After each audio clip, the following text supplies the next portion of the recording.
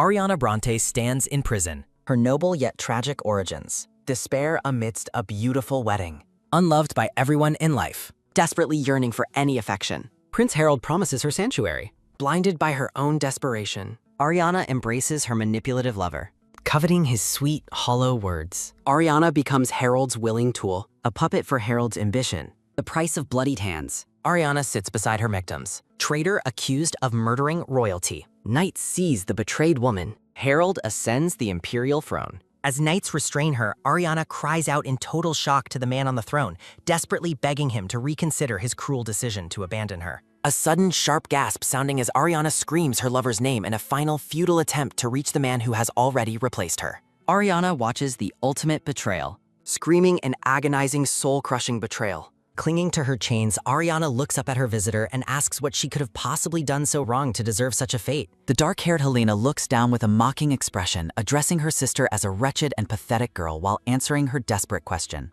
Helena grabs her sister's face. Helena sneers as she reminds her sister of how men could never seem to leave her alone, regardless of how much others tried to keep them away. Ariana cries out in despair. Helena cruelly tells her sister that she should never have been born and demands that she live out her final moments as if she were already dead. Memories of past sisterly bees. Realization comes far too late. Helena looks down with contempt. Tears behind a wedding veil. A bride lost in sorrow. Standing alone at the altar. Taking a cold, loveless hand. Loneliness at the grand table. Cruelty hidden within the palace. Looking up from the cold floor, Ariana admits that her sister was right all along and accepts that everything was ultimately her own fault. Helena laughs at the sudden change in attitude, noting that while facing death might have finally given her sister some sense, it is far too late for apologies. A sudden, quick snap sounding as Helena signals the executioner to step forward and finish the grim task that came to complete. The noose awaits its victim. Helena commands her sister to take all the blame for their crimes and die quietly to preserve the secrets of the throne. A sudden, sharp thud sounding as the support is kicked away, leaving the girl to dangle helplessly in the silent, dark cell. Wishing for one more chance. Her name echoes in darkness. Watching the struggling girl, Helena remarks that if there truly is reincarnation, she hopes her sister returns as nothing more than a lowly insect. Helena smiles maliciously, suggesting that as an insect, her sister might finally be useful as a meal for some passing beast. Life fades from Blue Eyes, kicking fruitlessly against the air. The final struggle for breath. One last dark, desperate wish. May no one ever love her. One word begins the dark tale. Ariana vows to never love again. Darkness swallows the painful memories. Ariana glares at Helena, vowing that she will engrave the deaths of every single one of them into her own eyes. The blue-haired girl promises that she will personally hold Helena accountable for every one of her past wrongdoings. A tattered hem marks her fall. Narrative text explains that the vile Countess Ariana, who allegedly assassinated the former emperor, deeply repented for her sins. The records state that she took her own life in the dungeon on the day of her birthday. Ariana hangs lifeless within the cold stone walls of her prison cell. A formal notice declares that the case of the assassination of the former emperor of the Camellia Empire is officially closed. A map reveals the Great Camellia Empire, a continent once plagued by conflict and now pacified by vassal commanderies. Power struggles rage between the Eastern Marquis, Russell White, and the Western Marquis, Rodion Oblin. The Southern Commandery is described as being quietly reclusive and removed from the affairs of the world. The Northern Commandery is ruled by the youngest and most beautiful Marquis in history, Cyrus Karha. One figure is most talked about. Cyrus Karha, the noble Marquis of the North, bore deep resentment toward the Emperor for disregarding his parents' deaths. While appearing focused on holy wars, Cyrus was actually biding his time and quietly amassing his forces. In the year 222, the third prince, Harold, colluded with the Western Marquis to seize the imperial throne. Cyrus Karha declared the independence of the North, establishing the Arcane Empire and declaring war on the Camellia Empire. A hand manipulates the word. The Camellia Empire fell, and the severed heads of Emperor Harold and Empress Victoria were hung on the palace walls for their crimes. Cyrus stands triumphantly while holding the severed head of the fallen Emperor Harold. A hand falls still after battle. These events occurred 2 years later. Cyrus reflects on his completed path. Ariana Bronte spent her final days in a cell, craving a love that only led to her being used and dying unjustly. Two people who walked separate paths in history and never met are suddenly brought together by a mysterious force of will. Snow falls over a noble house. From the shadows of the trees, Cyrus observes Ariana standing on the balcony of Duke Brontes' residence. He watches the blue-haired girl from a distance as she looks out over the snowy estate. Cyrus' red eyes are fixed on her with an unreadable and intense expression. A pale hand grips the railing. Ariana raises her hand into the cold air as the snow falls around her. The blue-haired girl stares blankly into the distance with a look of profound sorrow. Her blue eyes suddenly widen in a moment of sharp and clear realization. Ariana is overcome with confusion as she asks herself how it is possible that she is still alive. She recalls her own death, remembering how she was struck down by the blade of the Crown Prince. Looking out at the familiar scenery, she realizes with shock that she has somehow returned to the time when she was young. Ariana stands alone on the balcony. A group of noble women walks below, with one expressing her excitement for the party the Northern Grand Duke will be attending. Helena Bronte wonders aloud how wonderful it would be if the Northern Grand Duke used magic to make an ice flower for her. Victoria Bronte admits she finds the Duke a bit scary, mentioning how he ignores even the Imperial Princess when she greets him. Victoria continues the gossip by stating that he once killed a dancer on the spot for approaching him without permission. The women discuss rumors that the Duke has already arrived in Suryang as they walk away toward the entrance. Ariana grips the railing as she recalls Helena and Victoria at their current age, back when rumors of the Grand Duke were first spreading. She looks out at the garden. A bitter, determined smile forms. She remembers Helena visiting her in her final moments and how Victoria stole the position of Empress that should have been hers. Ariana makes a single, solemn vow. Ariana gazes out with renewed purpose, vowing that she will make all of those who betrayed her pay for everything they did. Lightning strikes as a voice vows that they will be repaid for their past torment. Vengeance begins at the Bronte estate. The storm echoes her internal resolve. Ariana's gaze burns with determination. A door swings open as someone calls for Lady Ariana to come eat her meal. A freckled maid pushes a meal cart into the room, finding Ariana standing silently by the window. The maid asks if the girl is hungry since she has not eaten in 3 days. A clink sounds as the maid serves a plate of meat and vegetables covered in green mold. A dark haze of resentment. A cruel, mocking smirk plays on the servant's lips. The maid thinks about how merciful her mistress is for feeding a young lady known for having sticky fingers. The brown-haired woman smiles maliciously. Ariana stares at the disgusting food with cold indifference. She remembers the day she was framed for stealing a precious diamond necklace. Ariana recalls being locked away and beaten for refusing to eat spoiled food in the past. The commotion then caught the attention of Lady Bronte, Rachel's mother-in-law, who entered with other noblewomen. Even though she begged for mercy, her pleas of innocence were ignored by those around her. She vividly remembers how the maid, Louise, took pleasure in tormenting her while holding the stolen jewelry. Looking at the plate, the trauma of the past overlaps with the present moment. She realizes the cycle of abuse is beginning all over again. Ariana stares directly at the maid and asks if she truly expects her to eat such filth. Her hand tightens against her dress. Louise crosses her arms and demands that she hurry up and eat her first meal in days. The maid's eye glints sadistically. She knows her mistress hates Ariana for being an outsider brought from the Eastern Territory. Following Helena's orders, Louise thinks about how she fetched the food from the trash just to spite the girl. The servant realizes Helena enjoys watching the staff mistreat Ariana in these subtle, cruel ways. Louise suddenly lunges forward, grabbing Ariana and shouting at her to eat the food quickly. A loud crash echoes as Ariana is shoved to the floor, gasping in pain. Standing over her, Louise tells her to stop making a fuss and get up, thrilled to be bullying a princess. Ariana's fingers suddenly grip the maid's apron as she whispers that things will change right now. She looks up with a gaze so sharp it freezes the air. When Ariana mentions the necklace, Louise stammeringly agrees that the jewelry is far more expensive than Ariana's rags.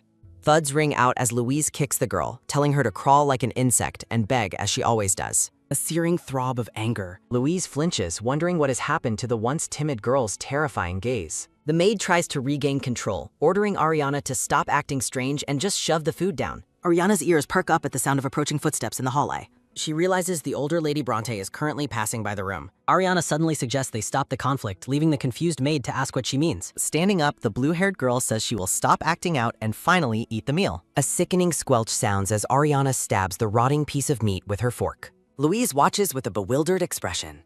The maid wonders what changed, noting that the girl who used to grovel can now barely be looked in the eye. As Ariana chews the spoiled food, Louise feels as if she is looking at an entirely different person. Ariana suddenly lets out a pained gag, causing the startled Louise to ask what is wrong. The girl doubles over in agony, clutching her chest as a choked sound escapes her. A violent retch sounds as Ariana collapses, leaving the maid panicking and crying out in shock. Shaking the unconscious girl, Louise frantically tells her to get a grip and wake up. The maid trembles with fear, wondering if she will be blamed if the girl dies right here. Desperate cries for help ring out as the panicked maid discovers Ariana unconscious on the floor. From a high vantage point, the blonde man notes with grim satisfaction that the girl has finally collapsed as planned. A silent observer's boots shift as the scene below descends into further chaos. Looking down with pity, the blonde man reflects on how the once noble princess of the East is now a victim of Western cruelty. He questions why Cyrus is so intensely focused on the daughter of a man who is his sworn enemy. Cyrus watches from the shadows, questioning what Ariana could possibly be planning while suffering from such blatant neglect. A cold, knowing smirk plays on Cyrus's lips as he watches the blue-haired girl from a distance. Ariana remains still, her fragile state a stark contrast to the dangerous calculations happening around her. A firm hand grips Ariana's pale wrist as a physician begins his urgent examination. The doctor begins packing his supplies while Ariana gazes upward with a look of quiet, lingering trauma. He informs the gathered nobles that Ariana is suffering from the combined effects of food poisoning and severe malnutrition. As the noble women begin to whisper, the physician pointedly suggests that the girl requires fresh food and better treatment. Keel Bronte listens to the report with a stern expression before dismissing the doctor with a curt acknowledgement. Keel Bronte, the formidable matriarch of the Bronte dukedom, stands with an air of cold authority. Rachel Bronte, the Duchess and Ariana's mother, tries to maintain her composure despite the doctor's damning diagnosis. Resting in her bed, Ariana observes the tension between the women with a sharp and calculating gaze. The two powerful women of the estate face each other, the atmosphere heavy with unspoken resentment. Narrative text reveals that Keel's long absence has left her unaware of the deep-seated malice within her own household. Under the weight of her mother-in-law's stern gaze, Rachel is forced to accept the physician's findings. Ariana realizes she can use the old lady's presence to her advantage and suddenly interrupts the conversation. The blue-haired girl sits up abruptly, looking fragile and distressed as she prepares to play her next move. A sudden wave of shock ripples through the room as Ariana speaks up in a trembling voice. Rachel tries to hush her daughter, but Ariana desperately begs her grandmother to listen to her side of the story. Luigi trembles in the background as Ariana reflects on how the household staff treats her like a bloodless intruder. With tears in her eyes, Ariana asks if her mistreatment is simply because she is not the Duke's biological child. The noble women are visibly shaken by Ariana's tearful admission of the abuse she has suffered.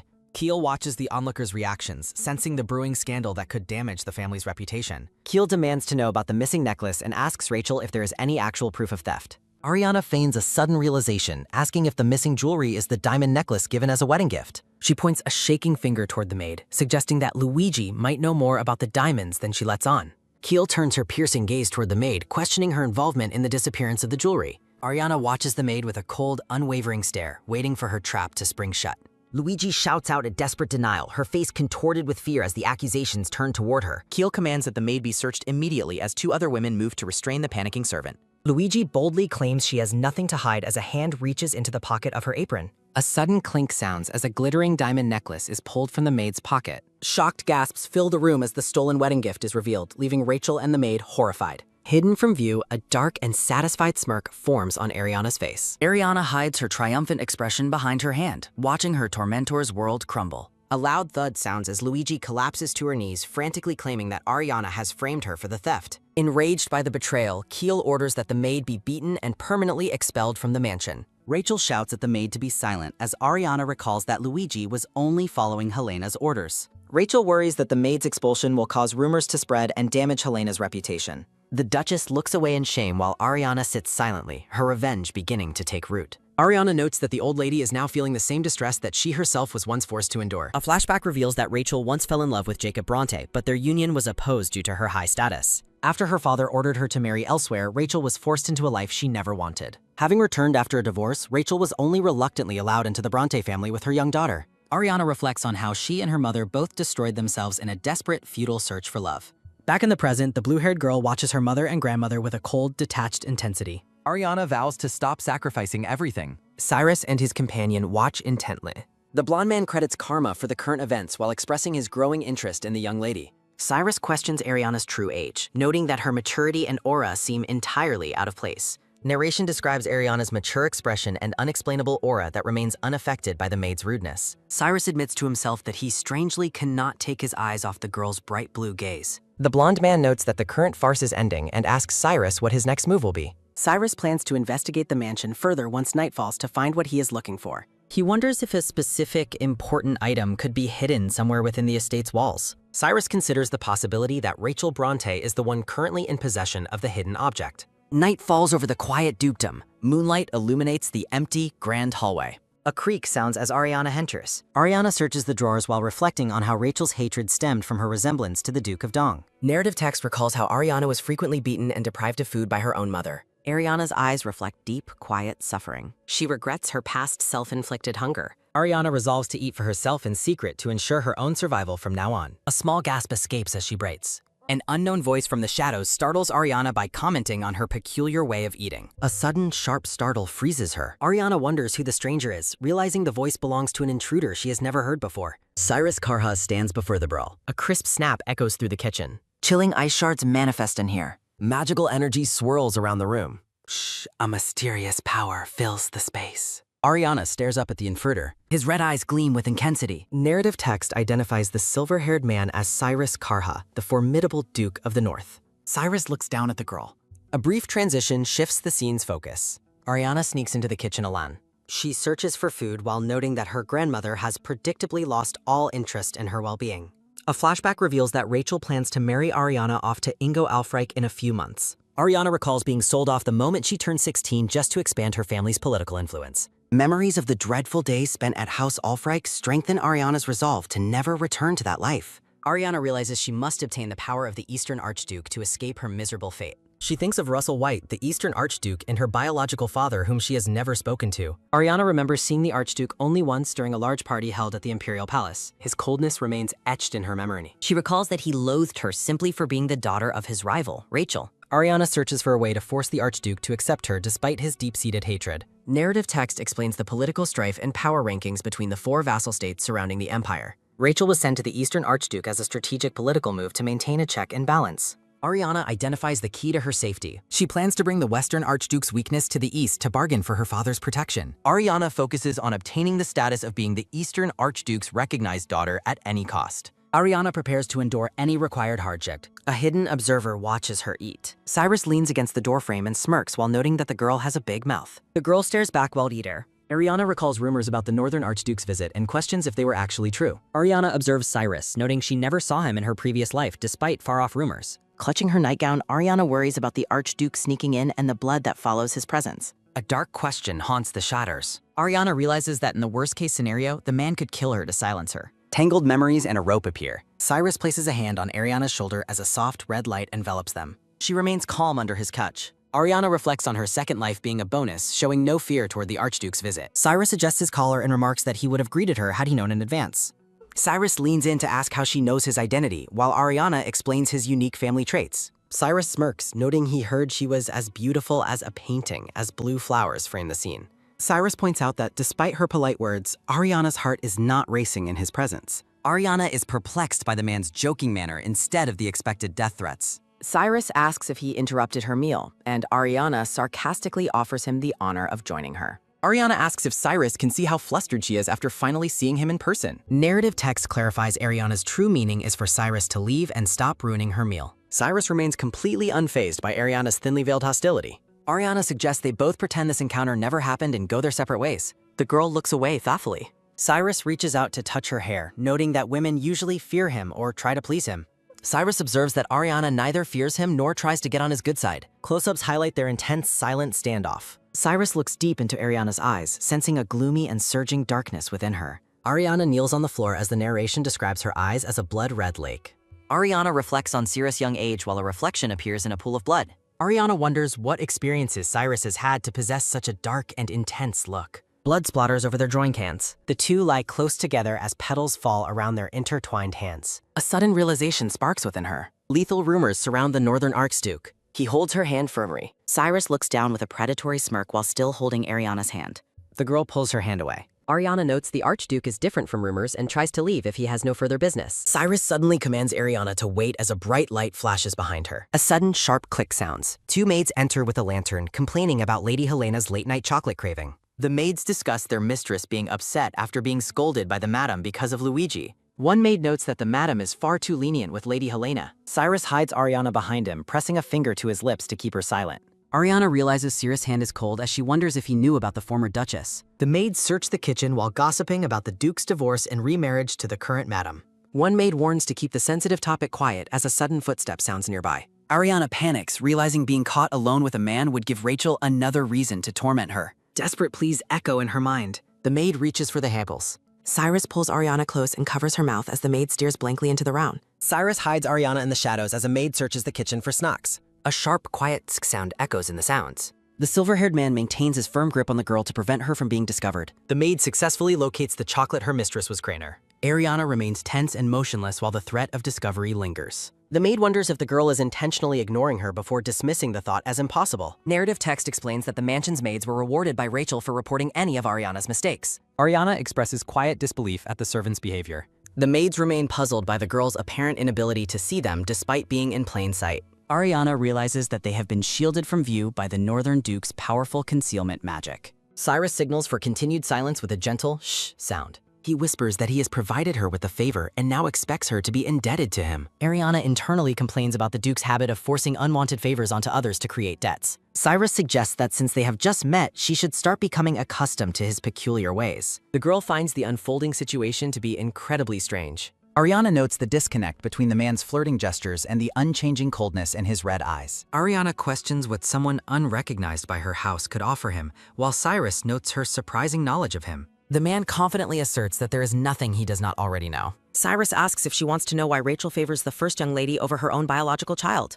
Ariana gazes up at him, her attention fully captured by his provocative question. Cyrus attributes his knowledge of the secret to the third prince, leaving Ariana to wonder about the depth of his information. A lingering question about the man's true purpose for visiting the estate arises. A sudden, resonant thump sounds as Cyrus places a hand on the girl's shoulder. Cyrus pulls Ariana into a tight and intimate embrace. The silver-haired man reveals the shocking secret that Helena is actually Rachel Bronte's biological daughter. Ariana pretends to be stunned to avoid suspicion, though Cyrus notes her lack of genuine shock before continuing. Narrative text reveals that Rachel was already pregnant with Jacob's child when her marriage talks with the Eastern Duke started. A flashback depicts the Western Duke's intense fury upon learning the scandalous news of the pregnancy. Rachel desperately declares her refusal to give up her child, even if it means her death. The distraught woman holds a knife to her own throat to defend her unborn baby. Narration explains the Duke allowed the child to be born only if she was raised outside of his household. Jacob married a low-ranking baron's daughter who faked a pregnancy to claim Rachel's child as her own offspring. Rachel stands alone in her wedding dress, reflecting on the heavy burden of her secret and her past. After rumors of her adultery were spread, the former duchess disappeared and was never seen by anyone again. A dark and ominous energy pervades the memories of the tragic past. Narrative text identifies Victoria as the child born to the remarried couple, serving as a symbol of their love. Helena grew up as a commoner, serving as a constant living reminder of the pain Rachel had suffered. Ariana asks why he is disclosing this information, and Cyrus admits his interest in her future actions. The two stand together in the dark kitchen, surrounded by the weight of the revealed secrets. Ariana claims she has no intention of acting, identifying only as an unrecognized woman of the ducal house. She offers a formal bow and politely states that meeting him was an honor. Cyrus asks if she wants their meeting to be their last, while Ariana advises him to look the other way. The man watches her with a sharp, predatory intensity in his gaze. A soft, quick step sounds as Ariana begins to move away. Cyrus reaches out and grabs her shoulder to prevent her from leaving so easily. Ariana looks back over her shoulder with a cold and detached expression.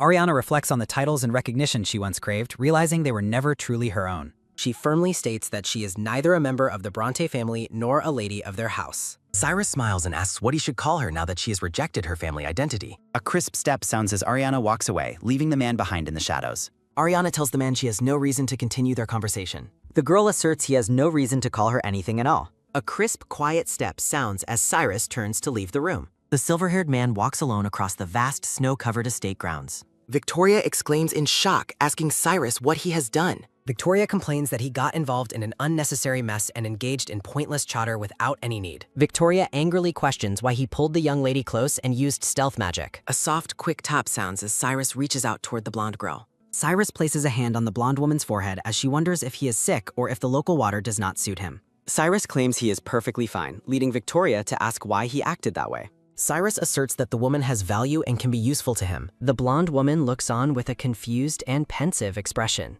Victoria asks if his plan is to flirt and share secrets instead of threatening her, while Cyrus explains she cannot be broken by brute force. Cyrus states that the woman knows something that will make dealing with both dukes much easier once uncovered. Victoria internally wonders if his plan makes sense and asks what will happen if she turns out to be useless. Cyrus coldly declares that he will simply discard her if she has no purpose. A rhythmic, sharp click sounds as a woman in a red dress walks down the hall. A dark-haired woman in a red gown stops as someone calls Helena's name. Victoria approaches Helena, who turns around with a look of recognition. Victoria mentions hearing that Helena got into trouble with her mother recently. The blonde girl offers a bright and cheerful smile to her companion. Victoria maintains her pleasant and innocent expression during their talk. A sudden, sharp snap sounds as Helena points an accusatory finger and shouts that everything is Victoria's fault. Helena yells that Victoria suggested giving Ariana spoiled food, causing her to collapse and report it to their grandmother. A subtle, knowing smile plays on the blonde girl's lips during the confrontation. Victoria claims she only said Ariana was suited for leftovers and notes how she is now living comfortably because their mother brought her there.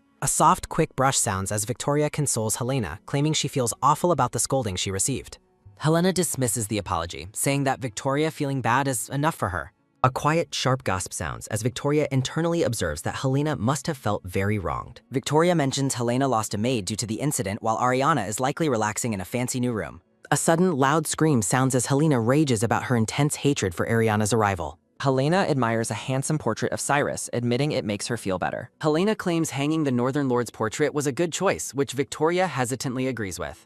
Helena wonders if the real Northern Lord matches his portrait and notes they will find out upon his arrival. Helena asks when he will arrive, while Victoria reminds her she begged for the invitation to be sent. Victoria remains silent with a deeply thoughtful look on her face. A close-up highlights the blonde girl's intense and calculating gaze. Helena asks why Victoria would feel bad for their rival. Victoria reflects on how the girl would want to attend the party but lacks proper clothes and etiquette. A sudden, sharp tap sounds as Victoria notes the girl would only embarrass herself if she attended. A soft, quick rustle sounds as Victoria pulls Helena into a tight and manipulative embrace. The blonde woman reveals she has just had a brilliant idea. A soft, long sigh sounds as Ariana looks out the window into the bright day. Ariana reflects on her encounter with the Northern Lord a few days ago. Ariana wonders if the man left without a trace just like in her past life. A soft, quick shiver sounds as the girl notes the intense cold. A soft, quick rustle sounds as the girl crosses her arms against the chill.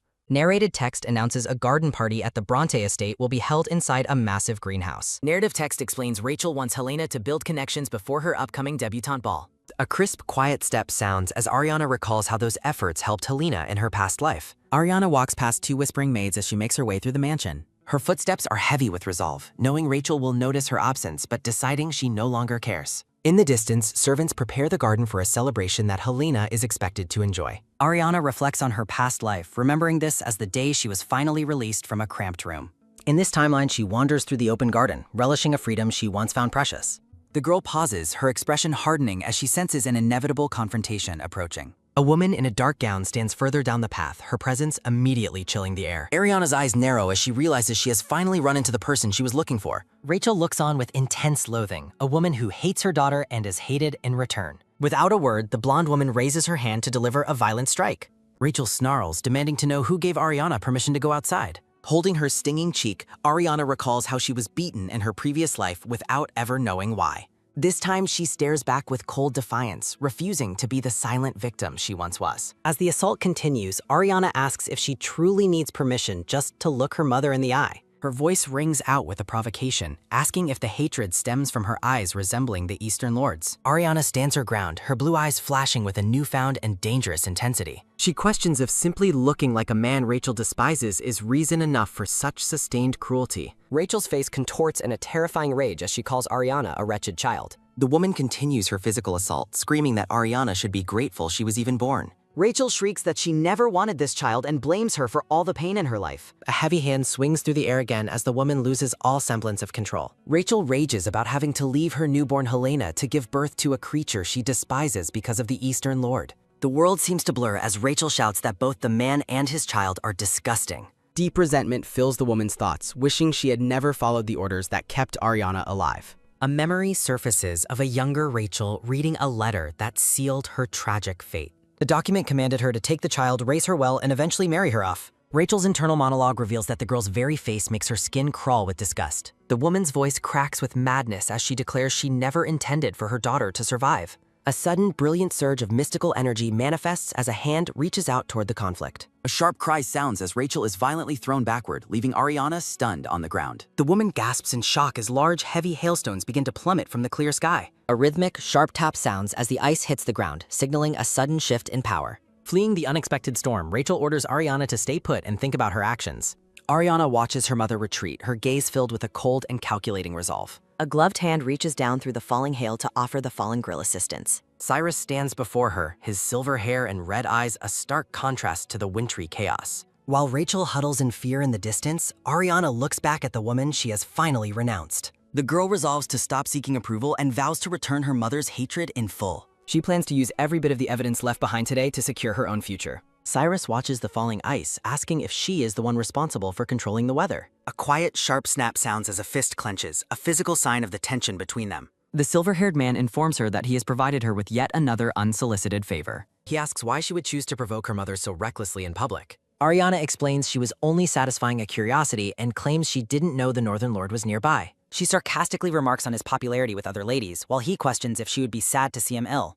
The man leans in close, his sharp gaze attempting to find a crack in her detached exterior. Ariana politely takes her leave, noting that he appears to be a busy man with no time for her. Cyrus watches her walk away, his expression remaining unreadable and distant. He notes that she is a woman he can neither call by name nor has any reason to call. A soft, quick gasp sounds as Ariana looks back, confused by the strange encounter. Standing face to face, Ariana wonders if the silver-haired man's current attitude stems from her previous words as she addresses him as the Northern Lord. Cyrus offers the blue-haired girl a piece of advice despite claiming he has no real reason to call her by name, but she immediately rejects his offer. Ariana tells him he should simply address her by name. A faint, subtle smile plays across the silver-haired man's lips. Cyrus looks down at the girl with a knowing gaze and agrees to her request.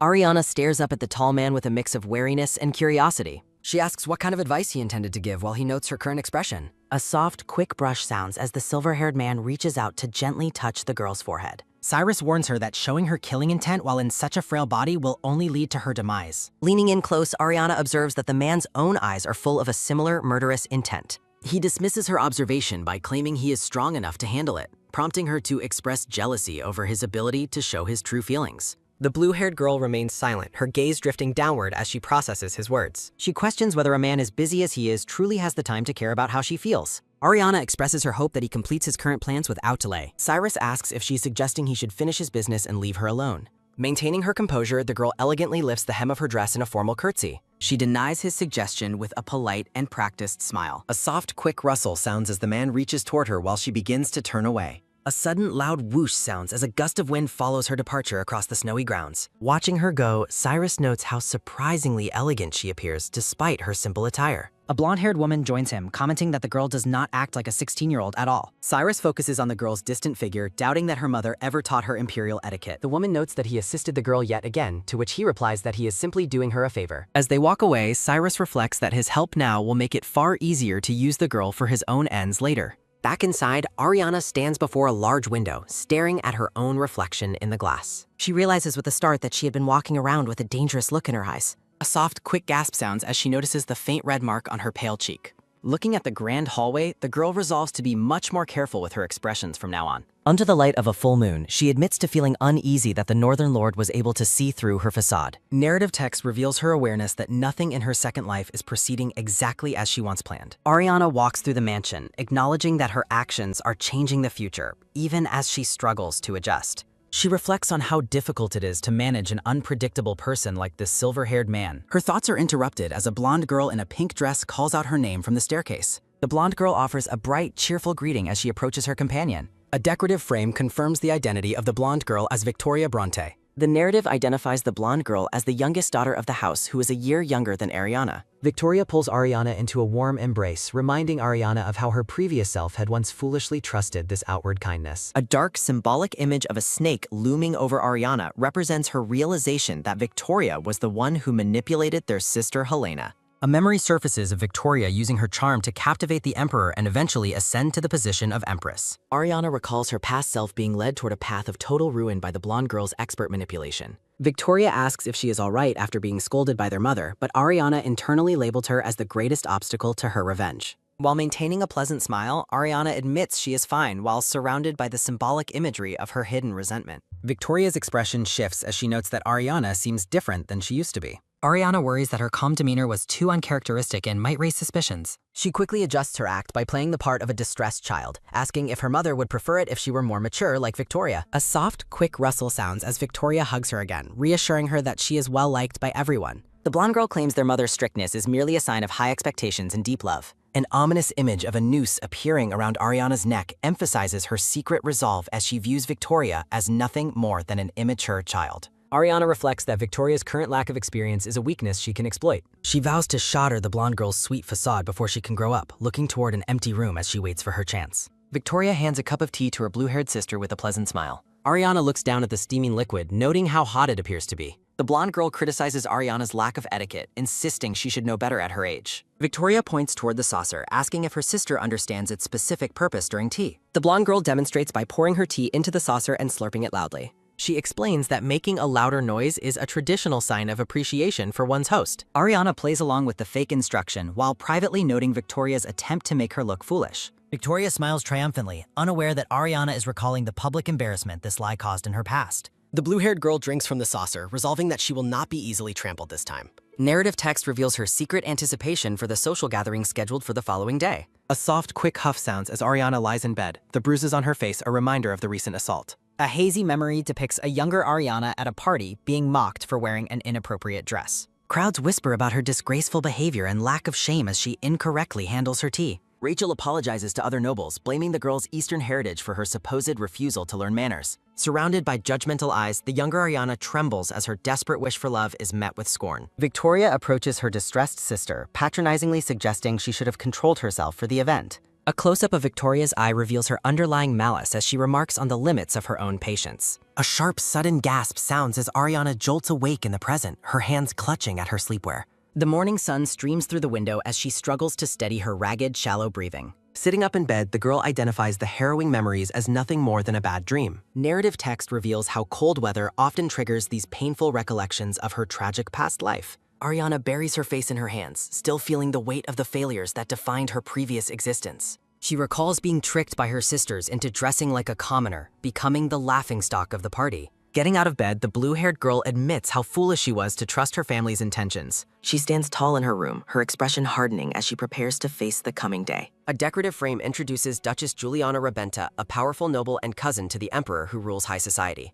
Ariana looks out the window, identifying the Duchess as the essential stepping stone for her escape. The girl walks through the mansion, her shadow representing the past self she is leaving behind. She reflects that her current situation is no longer a path toward the death she once suffered. The scene shifts to a grand, snow-covered estate where numerous ornate carriages are arriving for the party. Helena stands outside in a red cloak, noting her mother's desperation for her daughters to make good connections. The blonde girl invites the silver-haired man to attend, suggesting the shock to the other guests would be amusing. Cyrus reclines on a large tree branch, questioning why he should participate just for Helena's entertainment. Helena teases him, asking if he wouldn't consider sacrificing a bit of his time for a friend. The silver-haired man mentions seeing Helena's maids delivering a large amount of goods to Ariana's room. Cyrus dismisses the idea of visiting Ariana, flatly stating that he has no intention of playing the role of guardian. His red eyes narrow as he suggests his interests in the girl go beyond simple nanny duties. Ariana is seen as a distant silhouette through her window, watching the preparations for the party from her room. The blue-haired girl firmly orders the maid to take the garish yellow dress away and leave. A sudden loud thud sounds as Cyrus shifts his weight on the high tree branch overlooking the grounds. A close-up reveals the silver-haired man's pensive expression as he continues to observe the mansion. He concludes that the blue-haired girl is capable of handling herself without his interference. Inside the party, musicians play elegant melodies while guests inquire about the long, cold journey. Duchess Juliana Rabenta observes the room from behind her fan, her gaze sharp and discerning. The influential Duchess walks through the hall as other noble ladies offer their respectful greetings. Juliana asks about the Bronte family's second daughter, prompting Rachel to claim Ariana is feeling unwell. Maintaining a false smile, Rachel reassures the Duchess that Ariana will be joining the festivities very soon. Another guest expresses confusion, mentioning that Ariana told her she wouldn't be attending at all today. Rachel's face contorts with shock and anger as her conflicting lies are exposed in front of the Duchess. A hush falls over the gathering as Ariana makes her entrance, her presence signaled by her cascading blue hair. Ariana enters looking serene and peaceful. She maintains a subtle, gentle smile. Rachel is paralyzed with shock. Rachel questions why she came if she was sick, to which Ariana apologizes for being late and claims no one told her the start time. Victoria watches the scene with disbelief. Victoria internally questions where Ariana got those clothes and what happened to the garish outfit Helena had prepared. The blonde girl notes that Ariana failed to even cover her bruises with makeup. Victoria decides she must intervene immediately. Helena interjects first, greeting Ariana. Helena reflects that standing next to her shabby sister will make her look better, while Ariana greets her as well. Ariana addresses her sister formally as her lady. Guests are stunned by the address as Helena awkwardly tries to invite Ariana for tea. Crowds whisper about Helena's unusual reaction. Rachel forces a smile while questioning Ariana's health and the source of her old clothes. The blue-haired girl claims she is simply hungry and that this is her only dress. Ariana reveals her scarred wrist, explaining that she only attended because the maids scolded her. Surrounding nobles gossip about the girl's poor treatment and her lack of Bronte blood. Victoria questions her sister's strange speech. The blonde girl accuses Ariana of trying to embarrass their mother with lies. Victoria maintains a look of concern. Playing the victim, Ariana apologizes to Lady Victoria and admits she does not belong at the party. Ariana internally dismisses her blood family. She reflects that the truth is less interesting to high society than a public family scandal. The girl resolves that her reputation is a small price for her goals. The garden party becomes a farce. Memories of past shame drive her. A noblewoman interrupts, stating she cannot bear to see Ariana tormented by her family any longer. Close-up of the girl's bruised breasts. Guests observe Ariana with pitying eyes. Ariana admits she is starving, shocking a noblewoman. A guest offers her cookies while Helena watches with growing rage.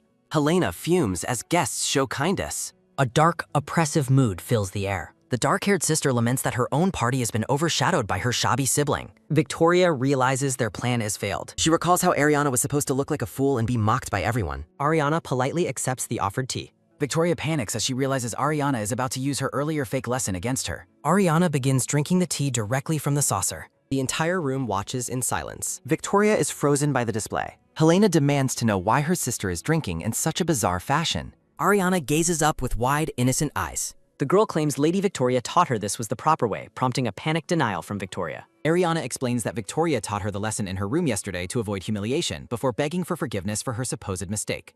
Guests whisper that the girl's terrified expression proves the bruises are real. A soft, quick snap sounds as a noblewoman closes her fan in pity. Duchess Juliana Rabenta addresses Rachel, noting the irony of how the girl was kept hidden. The Duchess remarks with a cold gaze that she now sees exactly how Rachel treasures her second daughter. Juliana rejects Rachel's excuses, asking if the girl supposedly gave herself bruises in places she could not even reach. Rachel looks absolutely livid as she considers whether the Eastern Duke is aware of his daughter's mistreatment. Her composure snaps entirely as she calls out desperately for the Duchess's attention. Framing the girl amidst floral borders, Rachel concludes that the second daughter has finally reached the age for her social debut. The blue-haired girl stands alone, her expression weary, as the events of the day weigh heavily upon her. Duchess Juliana hides a knowing, subtle smile behind the intricate lace of her red fan. The Duchess reaches out to the girl, her touch marking a pivotal shift in the social hierarchy. Narrative text confirms that the grand social gathering concluded on an utterly miserable note for the hosts. A silhouette of the blue-haired girl is cast against a fractured red background as she is beaten and confined to a basement. Sitting alone on the cold floor of her cell, the girl reflects that her current suffering is of no consequence.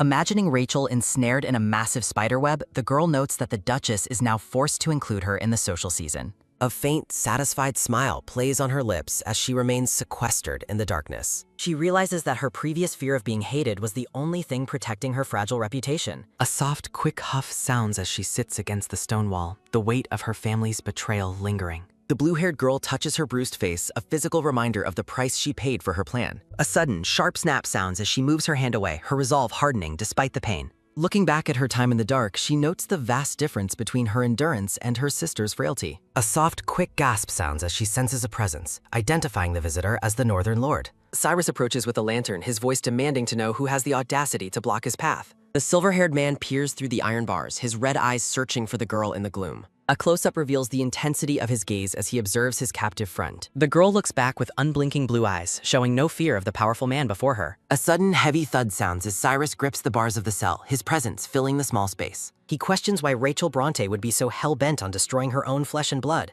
The girl explains that her relationship with her mother is merely one of many complex bonds in their world. A soft, quick huff sounds as Cyrus looks down at her, the silence of the basement thick with tension. She watches him closely, waiting for his reaction to her cold assessment of her family. Their gazes meet through the bars, a clash of fire and ice in the dim lantern light. Cyrus admits she is a fascinating woman, while the girl wonders if she can truly interest a man who feels nothing. Shifting the lantern, the silver-haired man asks if he should simply leave her to her fate. His expression remains inscrutable as he continues to study her every movement. The blue-haired girl assumes he finds her presence bothersome, noting how no woman has ever treated him this way. A sudden, sharp click sounds as Cyrus asks if the Eastern Lord knows of the cruelty she endures. She replies that it doesn't matter, as the rumors from today's party will prevent anyone from claiming ignorance. A close-up of Cyrus's eye reflects his intrigue as she explains the Duke's need to avoid a public scandal. Cyrus mocks the girl's small stature and large thoughts, prompting a sharp retort about his own head size. A soft, quick laugh sounds as he asks if she truly believes he lacks her capacity for strategy. His red eyes narrow slightly, finding amusement in her refusal to be intimidated. The girl covers her mouth as she laughs, a rare moment of genuine emotion breaking through her stoic facade. A gentle smile lingers on her face as she looks up at the man who has infiltrated her prison. Cyrus watches her intently, surprised to find that she actually knows how to express joy. A sudden, light tap sounds as he reaches through the bars to touch her forehead with his finger. In the falling snow, the silver-haired man asks the girl if she has ever moved to tears. He admits with a dark smile that he would very much like to witness her crying. A close-up shows a single snowflake landing near her eye, mimicking the teardrop he desires to see. A soft, quick sniff sounds as a lone tear escapes her eye, catching the faint light of the basement. The girl stares at him coldly, offering to weep on command if that is what he requires of her. Their eyes lock once more, the distance between them feeling smaller despite the iron barrier. Crouching outside the cell, Cyrus asks what his companion truly hopes to gain from the Bronte estate. He refuses to answer her questions, pointing out her own reluctance to be open with him. The girl stands tall behind the bars, asking if she truly looks like someone who fears his blade. Cyrus observes that she seems completely unfazed by the threat of his blade. He questions if the prospect of starvation is enough to break her resolve. Ariana reflects that the darkness hides her expression as she admits that pain and hunger are familiar companions. Cyrus warns her about the consequences of her mother's fury, but Ariana notes she is no stranger to being locked away. A soft, quick huff sounds as the silver-haired man looks even more intrigued by her defiance. Cyrus admits that his fascination with her only continues to grow. The blue-haired girl remains seated on the cold floor of her cell as light filters through the bars. She shudders, finding the physical toll of her situation to be a mere nuisance. Ariana considers if the Grand Duke might be a potential ally given his disdain for Rachel.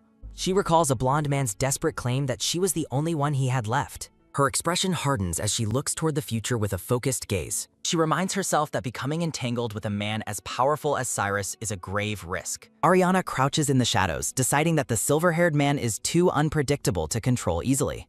She remains silent, the cold bars of the prison framing her solitary figure. The girl reflects on her profound isolation and the constant threat of being stabbed in the back. She resolves that she must walk her difficult path entirely alone. The night sky stretches above, filled with distant stars and cold clouds. High atop a stone tower, Cyrus gazes out over the sprawling palace grounds.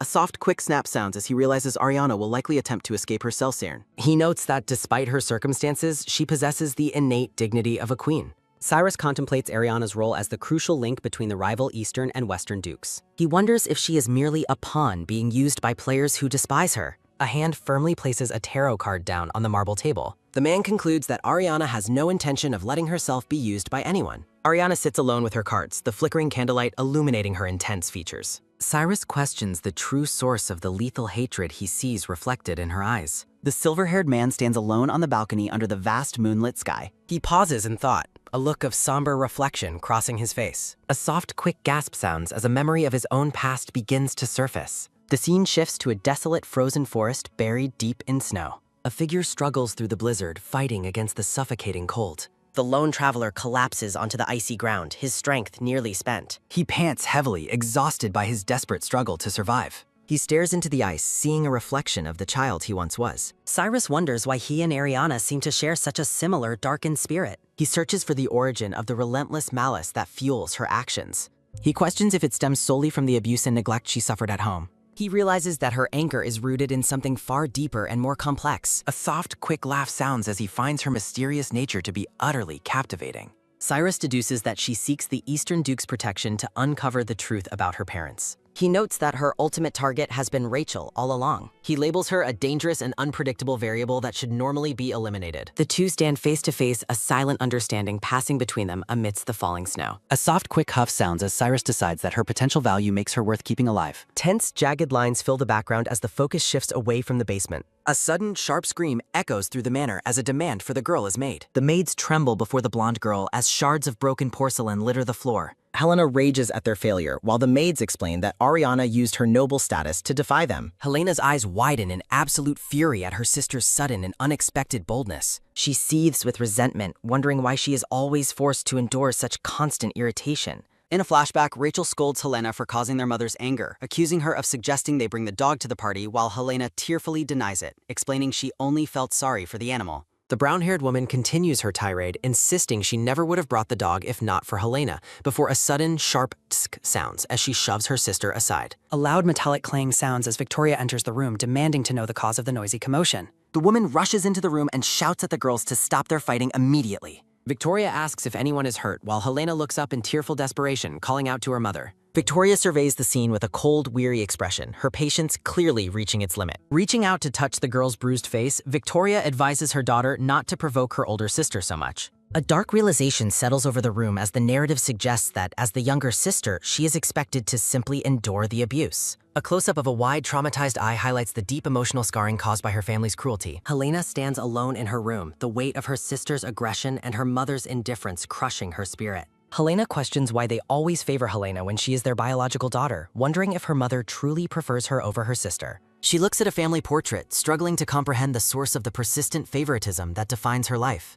Helena reflects on the terrifying possibility of eventually ending up in Ariana's miserable position. A sudden, loud scream echoes through the manor as Helena finally breaks down in front of her terrified maids. She continues to wail in agony, her physical and emotional pain reaching a breaking point as she grips her head. Dark thoughts cloud her mind as she realizes the current state of affairs cannot continue any longer. Helena blames Ariana for the failure of her plans, her eyes burning with resentment as she declares everything to be her sister's fault. She is certain that Ariana has fundamentally changed, becoming a cold and calculating presence she can no longer ignore. Helena recalls Ariana's questioning gaze, wondering why her sister's behavior has shifted so drastically. Ariana sits quietly in her dark prison cell, the bars casting long shadows across the cold floor. A sudden, desperate cry for mercy rings out, catching Ariana's attention as she remains sequestered. Guards drag two weeping maids toward the cells, ignoring their desperate claims that they were wrong and will not repeat their mistakes. The guards explain they are following Lady Victoria's direct orders as they shove the women into the darkness. The maids wail and beat against the bars, begging to be let out as they are locked away.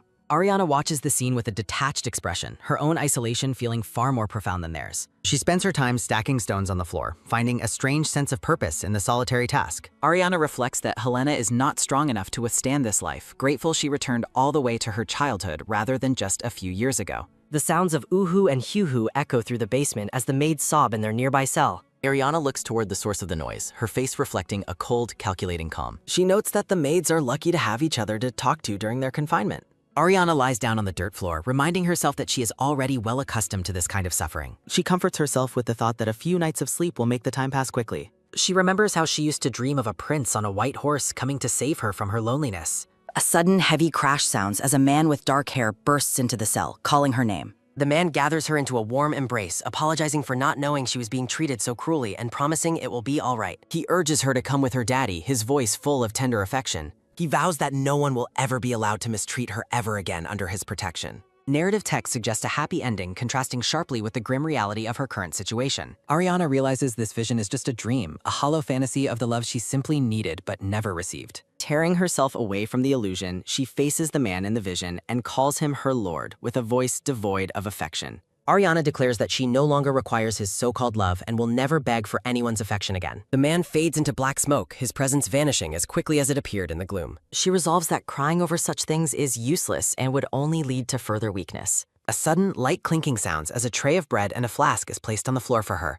Ariana stares at the food with a hollow gaze, her physical needs becoming impossible to ignore. Cyrus notes that while hunger is bearable, thirst is a much more difficult trial, while Ariana quietly reflects on her starvation. Ariana looks at the silver-haired man, noting that the trouble at the Bronte Manor is clearly far from over. Shifting his lantern, Cyrus asks if she expected him to leave as soon as his business was finished. A soft, quick flare sounds as the candle flickers, illuminating the silver-haired man's intrigued expression. Cyrus stands before the bars, his presence and the golden light of his lantern filling the small, cold cell. Cyrus smiles, stating he is not petty enough to consider a few sips of water a grand favor. Ariana sits in her cell, wondering how he entered and deciding she no longer cares to know. Looking at the bread and flask, Ariana asks why His Highness is showing her such kindness. Cyrus stares back with unreadable eyes. Shifting his lantern, Cyrus notes that her surprise at his small act of kindness says much about her expectations. Sitting beside her, Cyrus observes that her life has truly been a cruel one. Ariana reflects that he finally seems to understand the profound sorrow of her harsh life.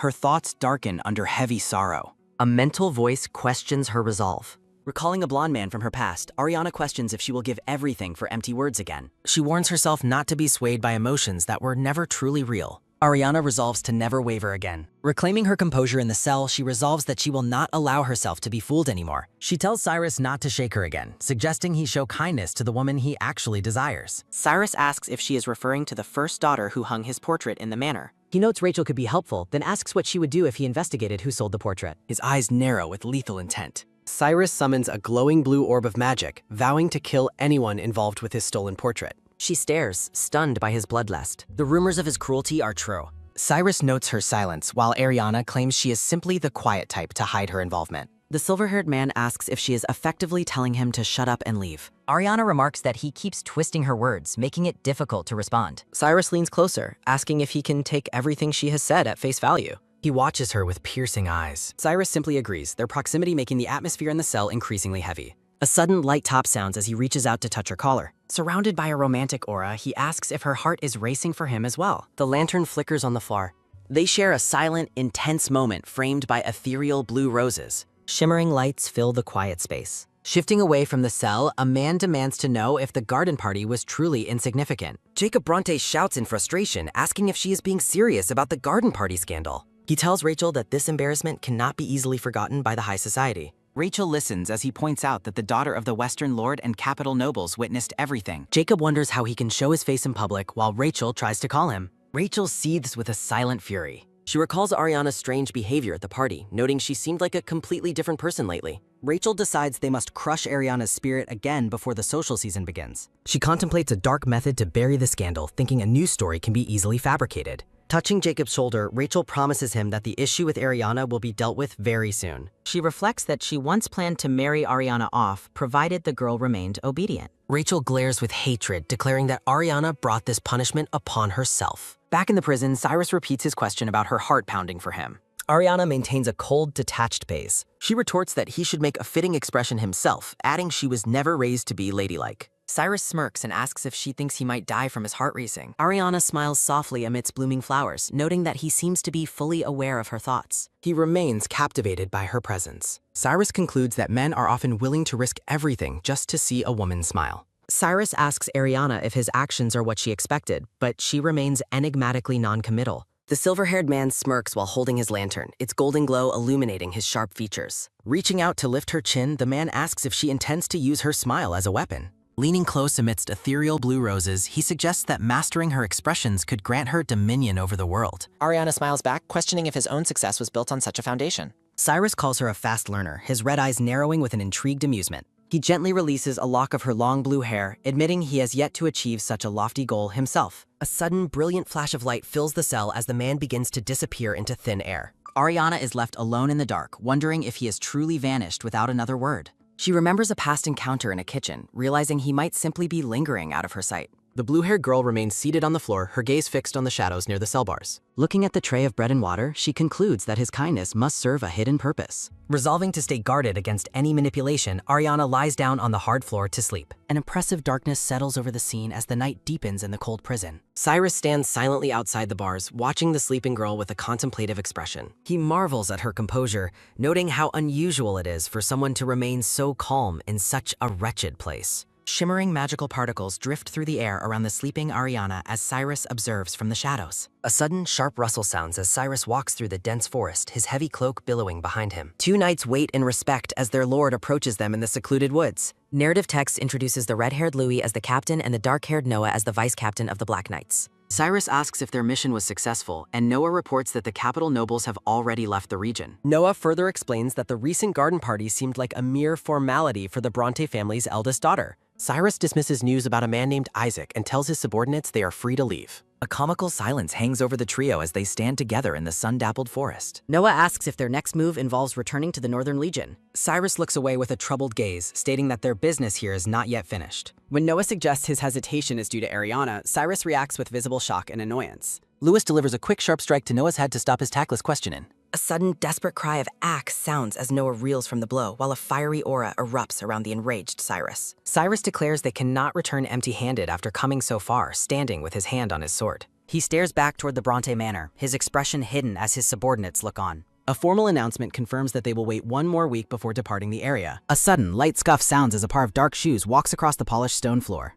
Ariana stands outside the prison tower, shielding her eyes as the bright morning sun hits her. She realizes she was only confined for a few days, noting that her family released her sooner than expected. Helena approaches with a parasol in hand, calling out to her sister with a facade of warmth. The blonde girl is shown in her full elegance, her yellow dress and parasol contrasting with Ariana's simple attire. Ariana plays along by apologizing for the trouble, though Helena insists the family was unbothered by the scandal. Helena takes her arm and claims she was heartbroken over her sister's recent suffering. Ariana offers a quiet thank you, her sharp eyes indicating she is well aware of the blonde girl's true nature. Helena urges her to move along, mentioning that they will be very busy for the foreseeable future. They enter the Grand Manor, and Helena informs her that a tailor is expected to arrive tomorrow. She explains that Ariana needs a new wardrobe for her upcoming presentation in the capital. Ariana finds the sudden generosity highly suspicious, certain that a new plot is being woven by her family. Helena notes Ariana's lack of enthusiasm, her words accompanied by the menacing presence of a giant serpent. A dark snake flickers its tongue near Helena's face, symbolizing the hidden danger behind her sweet words. Ariana quickly fakes a smile and claims to be happy to avoid further scrutiny. Helena expresses shock at her sister's health, noting how long it has been since she had a proper meal.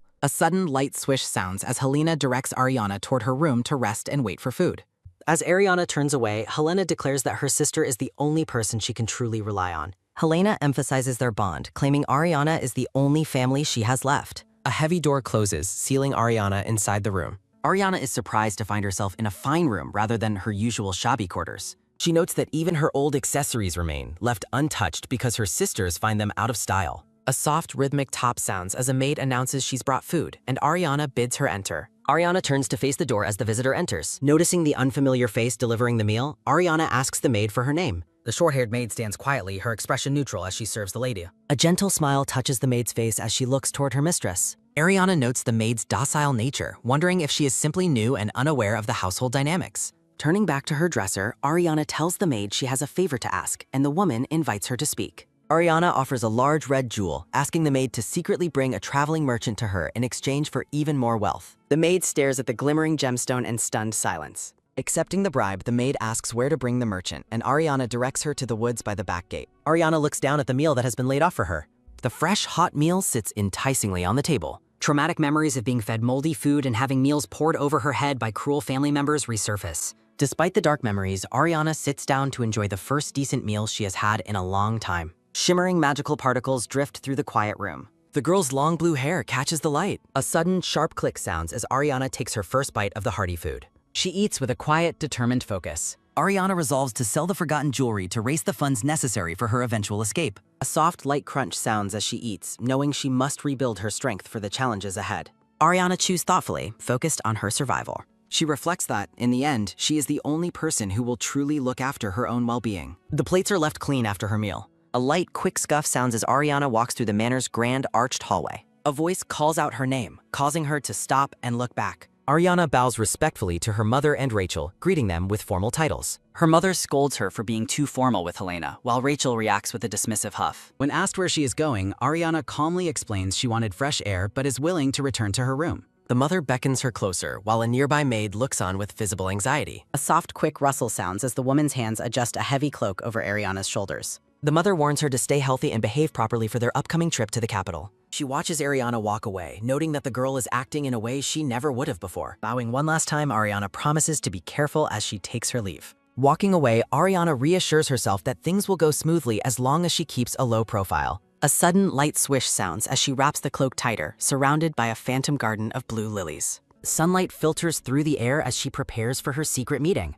The scene shifts to the bright, sun-dappled canopy of the forest. Golden light pours through the dense green leaves. Ariana meets the maid and a merchant in a clearing, the maid announcing her arrival. A soft, low hum sounds as the maid explains she found a merchant willing to do business before leaving the territory. Ariana offers a quiet word of thanks to the woman for her successful errand. Ariana reflects that haggling was easy thanks to the business experience she gained from her ex-husband in a past life. She secures a defensive dagger in a pouch containing 22 gold coins. A light metallic clink sounds as she holds the pouch, marveling that this is the first money she has ever truly owned.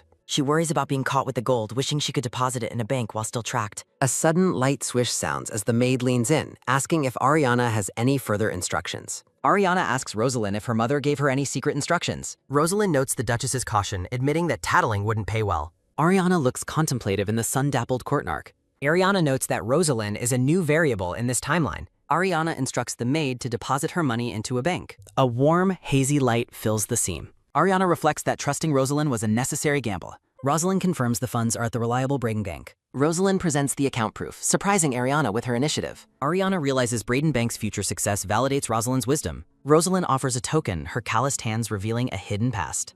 Ariana observes the golden coin in her paw. Rosalind explains the coin serves as her personal account token. Ariana reflects on finally possessing her own financial security. A soft, low hum sounds as Ariana sits alone. Ariana feels confident she now has enough to escape. Narrative text marks 2 weeks until the capital departure. Ariana resolves to obtain one final piece of leverage first. She aims to uncover the secrets involving Rachel and a lord. The scene shifts to the city's gritty back alleys. A hooded figure watches a street fight from above. Inside a tavern, the hooded woman asks about a job. She sets a time and place for an upcoming mission. The hooded figure identifies Ariana as the primary target. She offers a massive payout for the job's completion. The man recognizes the target's identity as a Bronte lady. The hooded woman asserts the dominance of the Bronte family. The scene emphasizes that House Bronte's orders are absolute. Rachel reveals her cold, calculating face beneath the HUD. Rosalind helps Ariana into an elegant white lace dress. Ariana credits the maid for her improved health and wardrobe. Through the window, the two prepare for a busy day. Rachel manages the frantic preparations for her upcoming tea party. Ariana finds her family's sudden kindness deeply suspicious. A question mark appears as Ariana senses Rosalind's watchful gaze. Finishing her meal, Ariana calls Rosalind to her side. Ariana asks for one more favor from the maid. Ariana opens her jewelry box to reveal more hidden treasures. A sudden light swish sounds as Ariana selects a necklace. Ariana asks Rosalind to monitor her after she meets her mother. A sudden, soft whisper sounds as Ariana shares a secret instruction. Rosalind offers a firm, silent nod in agreement. Glimmering particles drift through the quiet air. The scene shifts toward the main manor rooms. An ornate chandelier hangs from the manor's high ceiler. Ariana announces her presence to her mother in the dressing room. The Duchess praises her daughter's appearance in the new dress. The mother invites Ariana closer to apply some makeup. Ariana sits before the large mirror with her mother behind her. A soft, rhythmic tap sounds as the makeup brush touches Ariana. The Duchess meticulously applies makeup to Ariana's face, her hand steady as she works with the soft brush. A collection of ornate perfume bottles and jars sits on the vanity as the narration reflects on this mother-daughter rite of passage. Ariana's eyes narrow as a sudden chill sensation washes over her, sensing a cold malice behind her mother's facade. A sudden, sharp swish sounds as the makeup brush feels as cold as a blade against Ariana's skin, a metaphor for the danger she senses. Stepping back, the Duchess declares the work finished and praises Ariana's beauty in the mirror. Ariana reflects that the heavy makeup makes her look vulgar, just as her mother mentions having a favor to ask. The Duchess leans in close, mentioning a pergola by the pond in the forest as a dark aura surrounds them. With a sinister smile, the woman asks Ariana to go and retrieve something for her from that location. A soft, quick rustle sounds as Ariana offers a polite bow, agreeing to fulfill her mother's request. The Duchess watches Ariana walk away, her gaze lingering on her daughter's retreating form from behind. A close-up reveals the Duchess's sharp, calculating green eyes as she plans her next move. Amidst a hazy red backdrop, the Duchess reflects that Ariana was never welcome and shouldn't have developed her own ambitions. Turning to a maid, the Duchess declares that it is time for the party to begin. The scene shifts to the dense, dark greenery of the forest canopy under the bright sunlight. Ariana walks alone down a winding stone path toward the white lattice pergola in the forest clearing. A soft, light scuff sounds as Ariana moves with a determined look, her mind focused on the trap ahead. A man waiting at the structure expresses surprise at how quickly Ariana arrived to meet him. Ariana recognizes the man as Rounder, a noble infamous for his degenerate and rotten personality. She reflects that he is a status seeker who has manipulated and used countless noblewomen in the past. When Rounder attempts to close the distance, Ariana firmly commands him to stop where he is. A sudden sharp slice sounds as Rounder grabs her, claiming he has much to gain from playing with her, only to be cut by her hidden blade. Rounder recoils in pain, clutching a bloody gash on his arm as a sudden sharp hiss sounds. Ariana stands her ground, holding her dagger ready as Rounder realizes she is carrying a dangerous weapon. Pinning Ariana down, Rounder tells her to stop resisting and asks if she realizes how many times he has done this before. A sudden, heavy thud sounds as Ariana kicks him away, declaring that this isn't her first time dealing with such a situation either. Standing over the fallen man, Ariana asks how much the Duchess promised him for this orchestration. Rounder admits the price was 6 gold coins, to which Ariana offers him double if he leaves quietly. Rounder laughs at the offer, while Ariana warns him that accepting the gold would be his wisest choice. His expression turns predatory as he wonders if it wouldn't be more profitable to become the husband of the Bronte's second daughter. Nearby, the Duchess hosts a tea party for several noble ladies in an outdoor pavilion. The Duchess suggests that the group take a short walk together. She points toward the forest, claiming the pergola nearby is a lovely sight for the guests to see. A sudden, soft hum sounds as the Duchess's eyes gleam with anticipation of the scandal she has manufactured. Back in the forest, Rounder lunges again, boasting that the noble ladies witnessing their tryst will destroy Ariana's reputation. A sudden, loud crash sounds as Ariana is forced back into the structure of the pergola. Rounder pins her down, vowing to make her his wife immediately, while Ariana thinks he is a fool who will eventually be discarded and killed. Ariana stares at him with cold defiance, promising herself to bite his tongue off if he tries to kiss her. A sudden wet splat sounds as a spray of blood decorates the air. Ariana looks up, stunned, with a splash of fresh blood across her cheek. A silhouette of a man chokes Rounder as a silver-haired figure asks Ariana if she truly wanted the man's touch. The silver-haired man looks at her with piercing red eyes, asking if she had another trick planned for her escape. A sudden heavy thud sounds as the silver-haired man tosses Rounder's lifeless body aside. The newcomer stands tall, his expression neutral as he observes the scene with detachment. Ariana watches him closely, her expression a mix of shock and calculation as she tries to understand his motive. Ariana sits on the table in the quiet pergola, looking down at the dead man lying on the floor. A sudden soft thump sounds as Ariana admits to herself that she is genuinely frightened by the turn of events. The silver-haired man reaches out to touch her face, while Ariana resolves that she cannot allow her fear to show. Looking down at the corpse, the man matter-of-factly confirms that the attacker is dead. He finds it amusing that she didn't faint, while Ariana questions why she would faint over the death of a man who tried to harm her. A sudden metallic click sounds as the silver-haired man sheathes his ornate dagger. The silver-haired man questions Ariana's ability to take down a strong opponent with such a simple weapon. Ariana adjusts her hair, explaining the necessity of forward thinking, while the man asks if her plans involve self-sacrifice. With blood on her cheek, Ariana remains silent and focused. Ariana reflects on those who attempt to ruin others. Ariana stands poised among the flowers, appearing entirely unbothered by the carnage. The silver-haired man observes her with piercing intensity. A close-up emphasizes the man's cold, calculated expression. Ariana curtsies, thanking the man for dirtying his hands for her and promising a future reward before departing. A sudden soft rustle sounds as Ariana reaches for something hidden. Leaving the scene, Ariana intentionally lets a cloth item fall to the floor. A delicate embroidered handkerchief remains on the stone tiles. The silver-haired man watches her retreat with an amused smirk. Picking up the fabric, the man notes the name Victoria embroidered on the lace. An attendant named Noah arrives, and a sudden sharp swish sounds as he bows to his lord. The silver-haired man commands Noah to summon an investigator to the estate immediately. He specifies that the official must be from the Empire rather than local forces. Victoria walks through the lush gardens toward the pond. Reading a letter purportedly from her mother, Victoria wonders why she was summoned so urgently to the pergola. A sudden light rustle sounds as Victoria stops, sensing someone nearby. Victoria spots her mother and several other noblewomen in the distance. The Duchess looks surprised and alarmed to see her youngest daughter. Victoria greets her mother, explaining she has arrived as requested. The Duchess commands Victoria to leave at once and return to her quarters. Confused, Victoria points out that she only came because she received a summons. While Victoria feels uneasy, the other guests suggest she stay and join the party.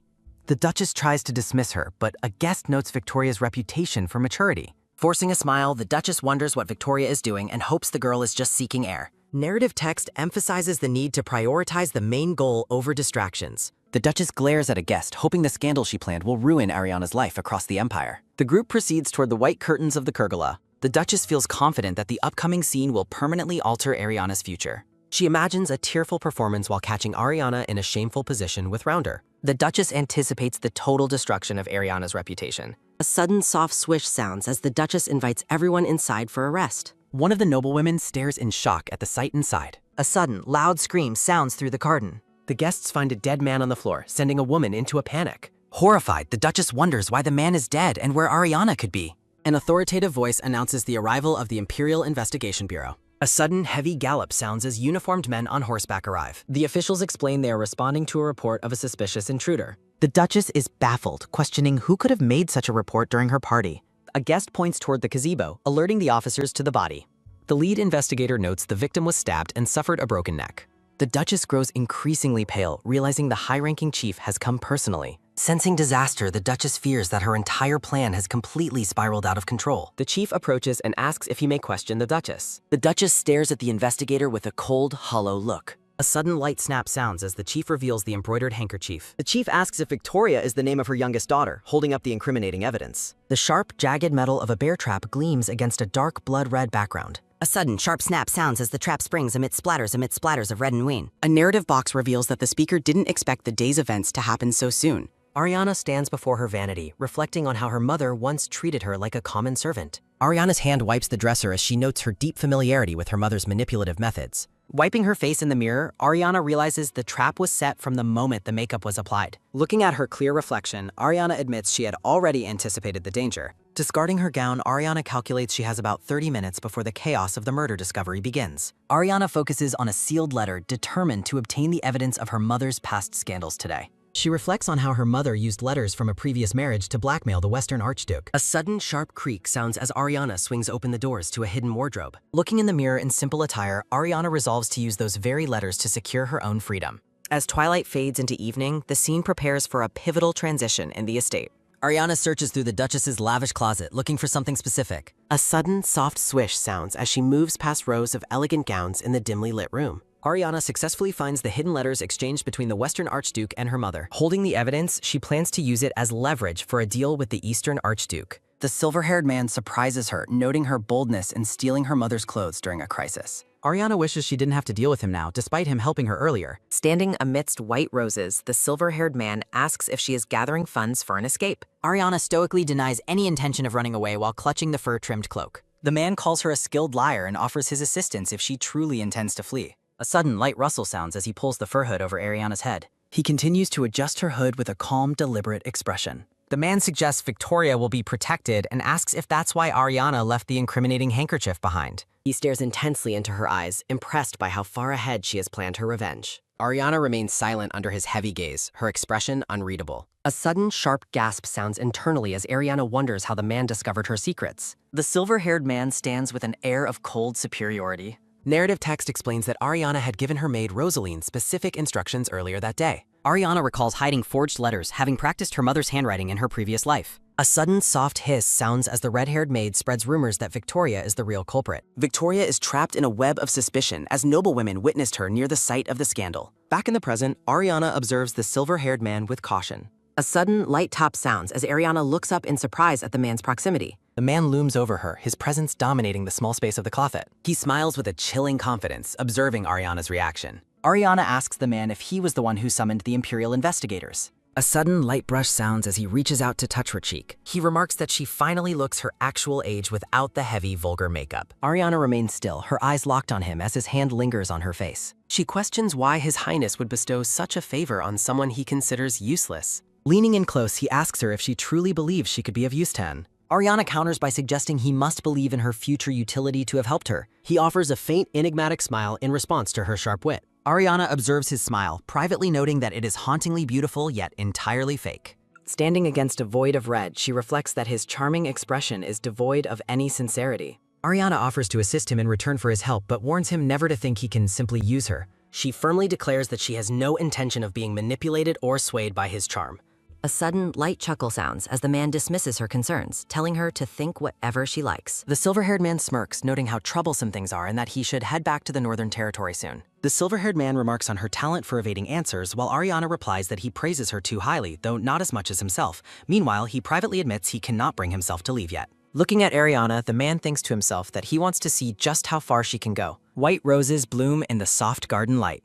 He reflects that the incident at the pagoda was a close call. He considers that if he had returned to the Northern Territory as planned, the outcome would have been far bloodier. Ariana stands stoically beside the silver-haired man in the drawing room. Ariana wonders why the man isn't leaving, noting that while investigators are present, her mother could appear at any moment. A sudden, soft swish sounds as Ariana announces she is taking her leave, and after the man tells her to go ahead, he calls her attention back to the scarf she is holding. The silver-haired man asks Ariana if she won't be in a tough spot if she is caught stealing the garment. He warns her that the lady of the house seems to have many eyes and ears in the mansion. Turning back, Ariana claims she merely forgot that he had already returned the scarf to her. A sudden light rustle sounds as Ariana reaches for the fur. As she walks away, Ariana thinks to herself that she hates him. She reflects that while she received his help, his inscrutable nature is entirely overwhelming. Ariana thinks to herself that she doesn't even have enough time to focus all her attention on her mother. A sudden sharp swish sounds as the man notices something unusual about the scarf. His red eye widens in surprise as he makes a sudden discovery. A sudden soft rustle sounds as he finds the hidden letters tucked within the fur.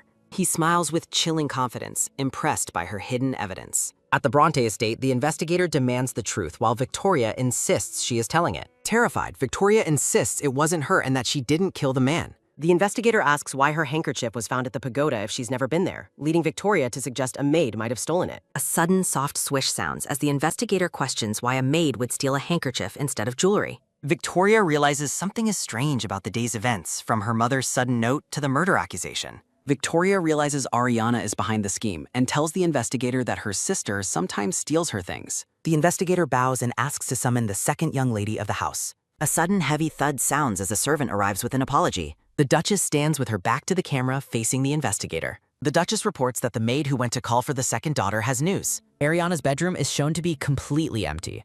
The Duchess laments that Ariana must have caused trouble and fled, blaming her own failed parenting for the situation. Victoria privately hopes Ariana gets what she deserves for framing the beloved youngest daughter for murder. A narrative box declares that someone has crossed the line. Ariana walks through the garden, appearing composed despite the growing chaos. The scene shifts back to the drawing room of the Bronte estate. The group discusses how Ariana ran away after committing the crime. The Duchess feigns shame as she wonders what Ariana could possibly do now. She declares that as long as Ariana is found, Victoria will be safe, and she vows to take responsibility. A sudden, sharp swish sounds as the Duchess orders the guards to find Ariana, only for a maid to interrupt. The maid informs the Duchess that other servants have already found Ariana. Looking through the laundry lines, they spot Ariana working in the distance. The investigator and guards approach the laundry area through the garden. The investigator notes that Ariana is the only blue-haired woman with Duke blood in the territory. A thought bubble expresses confusion over why the second daughter of the house is doing laundry. Ariana is seen barefoot, smiling as she works on the laundry in a large tub with another maid. The noblewomen whisper in shock about the rumors of Ariana being mistreated like a common maid.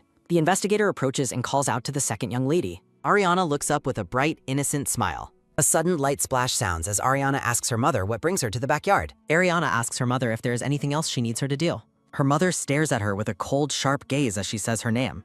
A sudden, sharp vree sounds as her mother shouts her name in a fury. The investigator asks where she has been today, and Ariana asks him for clarification. Ariana claims she was doing laundry with her maid the entire time. The investigator admits that the massive amount of laundry makes her alibi believable. A sudden, light snick sounds as the investigator turns his attention toward the third young lady. Victoria stares in horror at the cold metal of the handcuffs held before her. The Duchess demands to know how they dare handcuff a daughter of the Bronte house. The investigator cites physical evidence and eyewitness testimony while Victoria protests based on her status. The Emperor has ordered a strict murder investigation and the arrest of anyone obstructing it.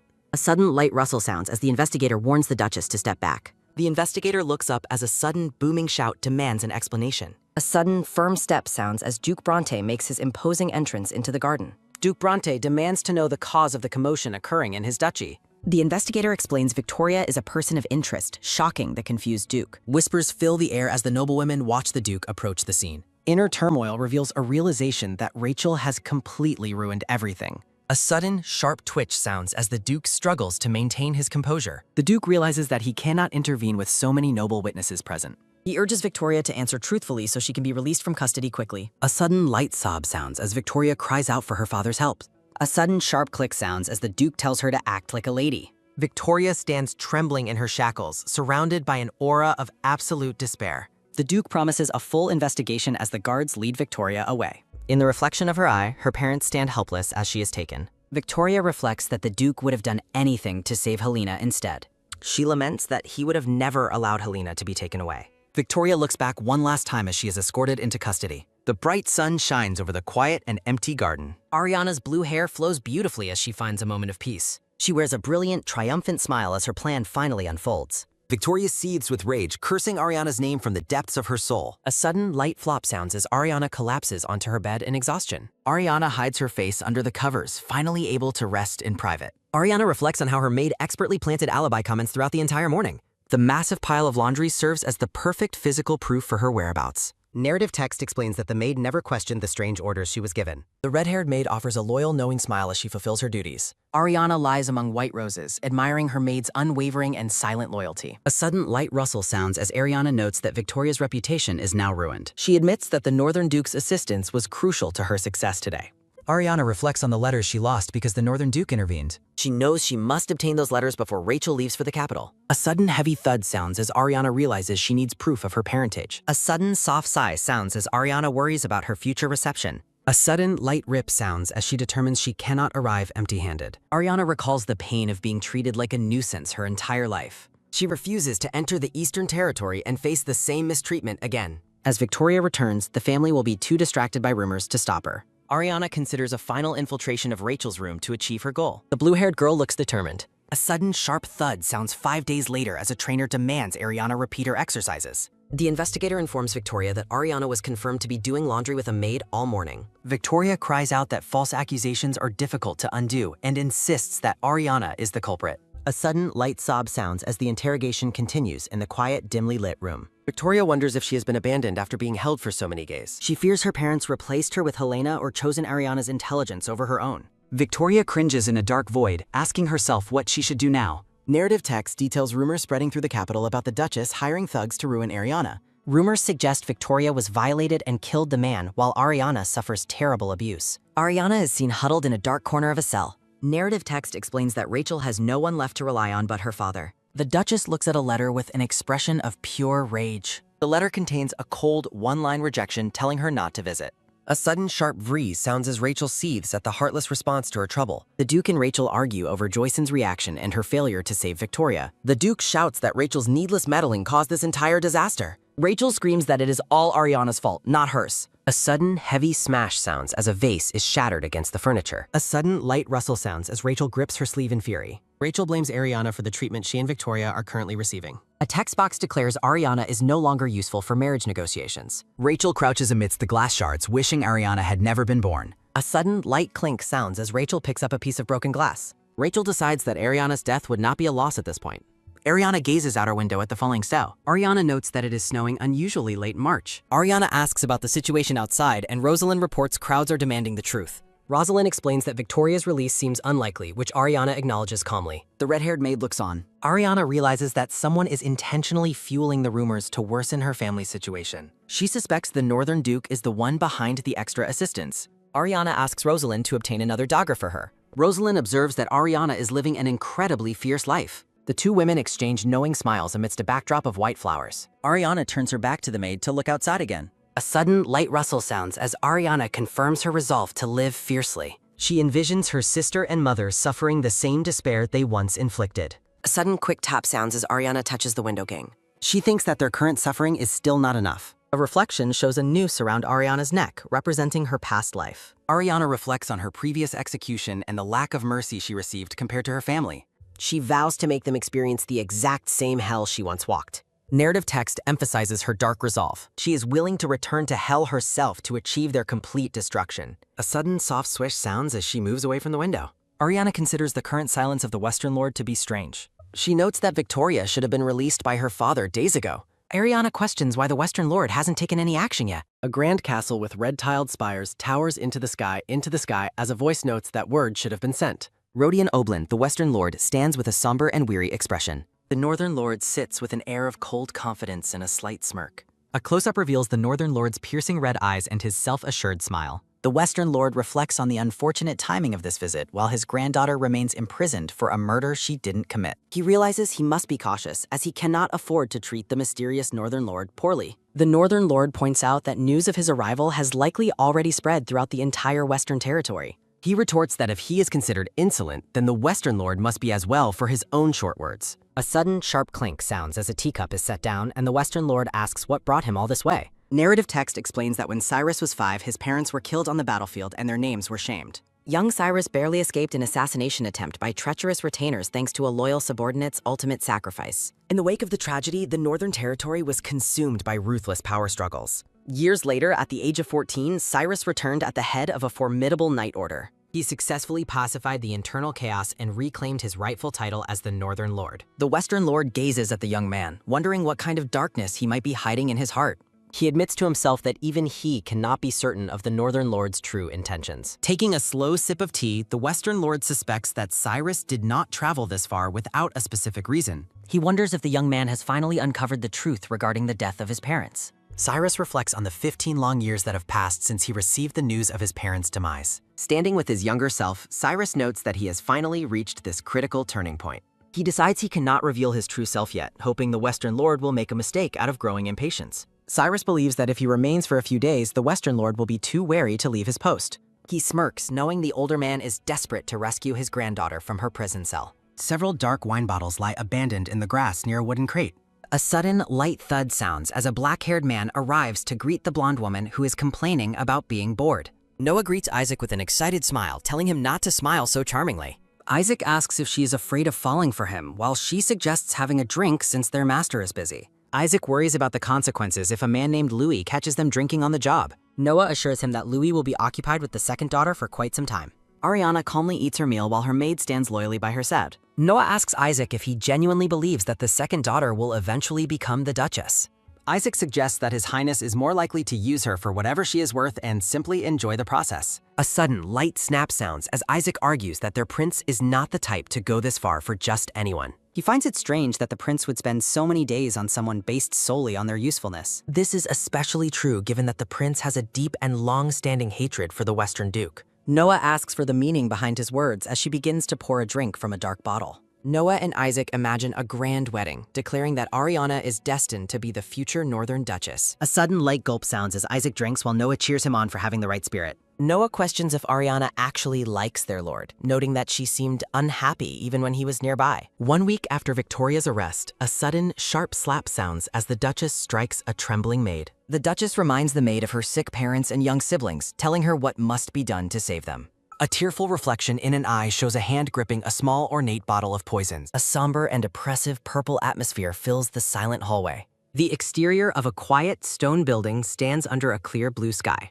A sudden heavy step sounds as a figure moves away from a written confession stating they killed the man. An investigator reads the note where the writer claims they could not live with the guilt of framing Lady Victoria. The investigator confirms the handwriting matches the maid who confessed before taking her own life. Looking out from behind the bars of a window, the investigator notes the confession was clearly made under extreme duress. A sudden light rattle sounds as a white carriage departs, and the investigator expresses pity for the maid who died. Victoria huddles alone inside the carriage, appearing exhausted and broken after her ordeal. Jacob notes the rumors of an innocent. Jacob expresses fear of public ridicule, but Rachel believes the scandal will fade once they arrive at the Empire. Writing a letter, Rachel plans for her children to regain status through success in imperial high society. Helena offers a faint, knowing smile. Jacob questions if their plan will gain them favor, but Rachel confidently tells him to trust her. Rachel insists on bringing Ariana along to avoid further negative rumors about the family. A surge of repressed anger radiates from the Duchess as she prepares for the journey. Dark intentions swirl as Rachel plans to place her daughter in a seemingly luxurious carriage. Activity buzzes around the mansion as several carriages are prepared for the long trip. Helena wonders why Ariana is being included in the group traveling to the capital. Ariana realizes the family is trying to distance themselves from the Western Territories rumors. She remains stoic as the carriage begins its journey. The carriage wheels clatter as the horses pull the procession through the massive estate gates. Ariana looks back with a cold gaze, reflecting on her long years in the mansion. She peers through the bars of her carriage window at the bright, open sky. A vision depicts Ariana as a caged angel longing for freedom under the sun's rays. Her hand touches the glass as she recognizes that things are about to change. In a symbolic flight, Ariana envisions herself soaring through the clouds without a cage. She declares that she feels no sense of regret regarding her departure. Ariana regrets not intercepting Rachel's letter and knows she must prevent the Duke from abandoning her. She is frustrated by the timing of the Northern Lord's sudden appearance in her life. Ariana asks Rosalind how long the journey to the capital will take. Rosalind reassures her that they have more than enough time to reach their destination. A close-up of the maid's eyes reveals a sudden, sharp change in her demeanor. Ariana realizes that Rosalind is far more than just a typical household maid. Rosalind offers a gentle, subtle smile. Ariana watches the passing landscape with quiet intensity. Noticing the excessive luxury of the carriage, Ariana suspects her family has planned a trick. She asks Rosalind if she is capable of defending herself if trouble arises. Rosalind looks serene against a backdrop of blooming roses. Ariana presses the maid, asking again if she can truly protect herself. Standing tall, Rosalind declares that she is capable of protecting both herself and her lady. The itinerary outlines their route toward the Weifun Mountains and a nearby village. The rugged peaks of the Weifun Mountains loom in the distance. Ariana correctly guesses the maid was assigned only to provide the family with a convenient excuse later. She anticipates that the Duchess is actively plotting to have her killed during the journey. Rachel's cold expression reflects her secret command to let Ariana perish if an incident occurs. Rosalind questions how Ariana will survive with only a small knife, but Ariana remains resolute. Drawing a hidden blade, Ariana confirms that she has already prepared a plan of her own. She grips the ornate dagger, ready for whatever dangers lie ahead. The carriages wind through a narrow, forested mountain path under the afternoon sun. Ariana recalls crossing these same mountains multiple times in her previous life on royal orders. She prepares herself, knowing that familiarity and composure are the keys to her survival. Her attention is taken by a sudden, heavy stop sounding as the carriage jolts. Ariana realizes the coachman has abandoned them, leaving the carriage defenseless in the woods. Rosalind's expression hardens as she senses approaching danger. A group of armed bandits closes in on the stationary carriage with a predatory glint in their eyes. A sudden, sharp shing sounds as a large weapon is drawn from its hiding place. Rosalind brandishes a massive broadsword and tells Ariana to stay close behind her. Ariana stares in total disbelief at the formidable warrior her maid has suddenly become. Armed bandits batter the carriage door, shouting for the woman inside to come out and stop making things difficult. Amidst the chaos, Ariana tells her maid that there is no time for questions and commands her to go out and turn left, and the red-haired maid says she understands. A sudden, heavy sounds as the red-haired maid kicks a bandit backward with surprising force. As another man is sent reeling by her skill, he cries out in utter shock. The white carriage sits abandoned on the forest path, surrounded by the fallen bodies of several bandits. The red-haired maid tells Ariana that there are many enemies and says she will clear a path, so the blue-haired woman must stay close behind her, and Ariana agrees. A sudden, sharp arg and sound as the maid cuts through the bandits with her sword, protecting her lady. The bandits are stunned by her prowess, noting that she is no ordinary maid as blood splatters the air and they shout to get her. In another carriage, the Duke asks Rachel if their plan will truly be okay this time. Rachel smiles coldly, stating that bandits are common in the area and they simply need to play the role of grieving parents who lost their daughter. She believes this tragedy will finally grant them the opportunity to catch the Empress's eye. She is determined to make her family the center of the Empire's social scene through this deception. Back in the forest, the bandits shout to get the two women as Ariana and the maid sprint for their lives. A sudden, sharp ugh sounds as Ariana gasps that she is completely out of breath. The young woman stumbles, her breath catching as she struggles to keep up. A bandit looms over Ariana, declaring that he has finally caught her. Horrified, the red-haired maid screams out for her lady. A sudden, heavy sounds as the maid continues her desperate fight to reach Ariana. Dark blood splatters across the scene as the battle grows more violent. The maid stands protectively in front of Ariana, her sword ready as she faces the remaining attackers. She tells Ariana to run immediately, and the blue-haired woman agrees to flee. A volley of arrows whistles through the air toward the fleeing pair. The bandits shout to hit them as one of the arrows finds its mark, drawing blood. A sudden sharp sounds as Rosalind falls to the ground and Ariana cries out her name in terror. A hand reaches out as the situation turns dire. Rosalind pulls the arrow from her leg and tells Ariana to go on to where she needs to be, telling her not to worry. Ariana stares in disbelief, wondering how she could possibly leave her loyal friend behind. Rosalind remains firm, reminding her lady that she has a vital task that must be completed. A moment of agonizing silence passes between them. Ariana looks back one last time before making a difficult choice. She turns and flees into the woods alone. Her footsteps echo as she runs away from the bloody scene. Ariana laments her own weakness, wishing she were strong enough to have stayed. Tears of frustration and pain fill her eyes as she continues her escape. She reaches the edge of a high cliff, the ground dropping away into the mist. Standing on the precipice, Ariana gazes out at the vast landscape below. A bandit catches up and laughs, mockingly asking if she ran all this way just to find a place to die, and declaring she is finally worth the money. Ariana reflects on how the enemies in her past life were true bandits as well. In her previous life, she chose to leap from the cliff rather than be captured and defiled. She recalls falling onto a narrow ledge just below the top where, despite her injuries, she could survive by feigning death. She believes that if she survives now, she can buy herself the time she needs to deal with Rachel's schemes. A sudden, light tisk sounds as a man insists that he was ordered to kill her and bring back proof, not sell her. Ariana looks over the edge, calculating her chances in the present. She recalls the immense luck she had during her first life's ordeal. The wind whips through her blue hair as she stands at the brink. Ariana wonders if fate will be as kind to her this time as it was before. A sudden light thud sounds as a man stands over a fallen body and warns Ariana that she will fall if she keeps standing so dangerously. A charming smile plays across the face of the mysterious newcomer. Cyrus, the silver-haired northern lord, stands before her in a dark red uniform, his sword drawn. He gazes at Ariana with a confident smirk, his presence shifting the entire atmosphere of the forest. Ariana looks back with dessert. The blue-haired woman reminds the man they never made a promise. Cyrus asks if she intended to kill herself if he hadn't arrived. He notes that she had already calculated her next move. The silver-haired man warns that a bad fall would mean certain death. Ariana accepts that dying is simply a risk she is willing to take. She states that failure would only mean her luck has finally run out. Cyrus remarks that she truly seems to have no fear. He notes her injury, but Ariana dismisses the pain as nothing. Ariana rejects his ideas about honor and prepares to step off the ledge. A sudden reach stops her from falling. His eyes glow with a chilling, magical intensity. Shards of sharp ice erupt around the blue-haired woman. The silver-haired man focuses his intense ruby gaze. Her feet dangle dangerously over the cliff's edge. He stabilizes her by summoning massive pillars of glacier. Shimmering frozen shards drift through the afternoon air. Cyrus calls her careless as Ariana offers her tics. He questions if she is even human, while she retorts that he is the one who seems inhuman. Ariana looks toward the forest where the battle occurred. She searches the quiet woods and worries for her maid's survival.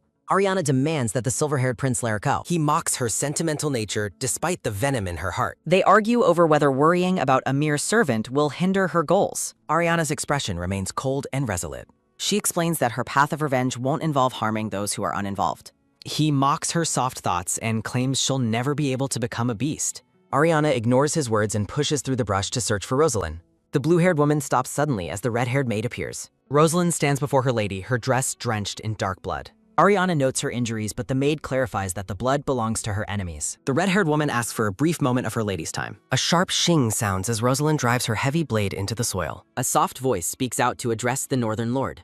Rosalind drops to one knee and bows deeply before the duke. Ariana watches the interaction with a look of complete bewilderment. The silver-haired man admits that he was careless. Ariana reels as a new realization begins to take shape. She argues that the maid was only injured while trying to protect her. Cyrus mockingly questions the warrior's fitness to lead the Black Knights. Ariana is stunned to learn that her maid is actually a military captain. The Duke reveals that her real name is Louis. Ariana stands alone in the forest as the truth sinks in. She finally understands the secret game that has been played around her. She recalls the clever and unusually efficient service of her new maid. She realizes the maid was a spy planted by the Northern Duke for his own ends. Louis stands tall and armored, her identity as a warrior fully exposed. Ariana's eyes narrow as she processes this ultimate betrayal. She reflects on the fact that no one helps another without a hidden reason. Ariana asserts that she already had a plan of her own and didn't need their interference. Ariana acknowledges his help and promises to assist the Duke in the future. Cyrus says he will excuse himself as Ariana and Louis wait for his next move. A sudden sharp sheeing sounds as Ariana calls out for him to wait. Cyrus warns that the sunset brings dangerous mountain beasts her plans might not stop. A sudden heavy sounds as the young woman reflects on the approaching danger. Ariana notes that Rachel will report her missing to the guards when she reaches the city. She explains that a cave halfway down the cliff connects to the other side of the range. Cyrus notes her impressive knowledge of the local geography despite her secluded life. Ariana clarifies that her expertise comes from years of planning her eventual escape. The silver-haired man narrows his red eyes at her explanation. Cyrus orders Louis to take Ariana down the cliff first, and the maid complies immediately. Ariana worries about the maid's injury while Cyrus questions her constant thoughts of death. Cyrus commands Louis to act while Ariana insists she can survive the jump herself. A sudden sharp swish sounds as the maid apologizes and grabs her lady. Louis effortlessly lifts the blue-haired woman into a secure princess carry. Ariana cries out in shock at being suddenly hoisted into the air by her maid. They descend the cliff face together using a long, sturdy rope. Ariana gasps as the ground falls away beneath them during their rapid descent. The group makes their way down the treacherous rock face into the shadows. A sudden light thud sounds as the maid sets Ariana safely on a rocky ledge. Ariana stands in stunned silence as she processes the sudden move. Cyrus directs the group into the dark cave while Ariana feels dizzy from the height. The trio enters a cavern illuminated by bioluminescent flora and glowing insects. Cyrus observes her composure in the dark, and she admits she has no fear of it. The silver-haired man acknowledges her unique lack of fear toward the darkness. He leans in and curiously asks what truly scares a woman like her. Ariana states she currently fears the Duke most, and he creates a sudden bright ping sounding. Cyrus notes the irony of her fear despite his constant efforts to help her. Ariana feels burdened by her debt, but the Duke accuses her of being a liar. She reflects on her easing tension now that she is free from Rachel's influence. Cyrus suddenly asks about the state of her feet, catching Ariana off guard. Ariana claims her bare, scratched feet are fine despite the visible injuries. Cyrus sighs that she is also quite skilled at telling unnecessary lies. The Duke pulls her into his arms amidst a flurry of falling petals. Cyrus commands her to get some rest as Ariana stares up at him in surprise. Ariana wonders why the silver-haired man's actions are always so completely unpredictable. A look of exhaustion crosses her face as she begins to succumb to fatigue. Cyrus questions her desire to be let go, while Ariana tells him not to waste his precious strength on her. Cyrus mocks her sudden flustered state, noting she didn't even flinch at corpses. Louis watches in disbelief, having never seen her master treat a woman this way. The maid realizes her lord becomes quite foolish when he truly adores someone. Cyrus gently covers Ariana's eyes and tells her that she looks very tired. Ariana tries to protest one last time before his touch lulls her to sleep. The blue-haired woman finally drifts off into a deep sleep in his protective embrace. A scene of ornate lace and flowers marks a quiet transition in the story. Ariana blinks her eyes open as she begins to wake in the dim light. The young woman looks around the unfamiliar cave and wonders where she is. She spots a tranquil cave lake and questions how she arrived at this peaceful spot. Ariana realizes with embarrassment that she actually fell asleep while being carried by Cyrus. Cyrus reveals she has been asleep for 3 hours as he prepares a tray. Cyrus offers a plate of meat skewers to Ariana, casually mentioning he didn't poison them. The blue-haired woman accepts the food and offers a quiet thank you. Ariana asks where he found a plate in the wild, and Cyrus credits Louis' thorough preparation. She finds the meal delicious and asks for its source. Cyrus smiles and remarks that he gathered some fresh meat earlier in the afternoon. A sudden sharp sounds as Ariana imagines the source being the bandits he defeated. Cyrus laughs off her horrified expression and claims he was only joking. He asks if she is angry, while Ariana finds his mischievous streak irritating. Ariana says she can't be angry at her savior, but Cyrus notes she looks like she wants to punch him. Cyrus clarifies the meat was hunted outside, and Ariana tries to keep her temper under control. He asks about her feet, and Ariana notices the bandages and a lack of pain from a special ointment. The silver-haired man smiles and takes credit for treating her wounds himself. Ariana looks on in stunned shock at the thought of him touching her feet while she slept. Cyrus admits he was kidding again, noting the impropriety of touching an unmarried woman's feet. Ariana expresses her genuine relief upon learning that it was actually Louis who treated her. When asked if she's angry again, she gives a sharp, loud refusal. The blue-haired woman turns her head away enough. Ariana reflects on how difficult it is to stay composed whenever she is around him. The scene lingers on the Duke's hand resting near his sheathed sword. Cyrus asks about her destination, and Ariana reveals her plan to travel east and seek out the Eastern Duke. Cyrus reassures her that the Eastern Duke will welcome her with open arms. He insists she trust him, promising that she won't be cast out from the Eastern Castle. Ariana listens to his reassurances with a skeptical but quiet gaze. She looks him in the eye and coldly states that she trusts absolutely no one. Cyrus pokes her forehead and suggests that she should at least place her trust in herself. The silver-haired man smiles warmly at her. Ariana looks away, blushing slightly as she covers her face. She wonders if acting differently in her past life would have earned her the love she lacked. Ariana recalls the dagger-wielding Rachel and realizes that her mother's murderous intent was always there. She views the Eastern Duke as another threat she must navigate by acting both clever and foolish. She considers Cyrus relatively easy to handle because he doesn't seem to find her suspicious. A darker thought crosses her mind, wondering if he is actually guarding against her every move. Ariana wonders if his dim-witted persona is actually a front for his true vigilance.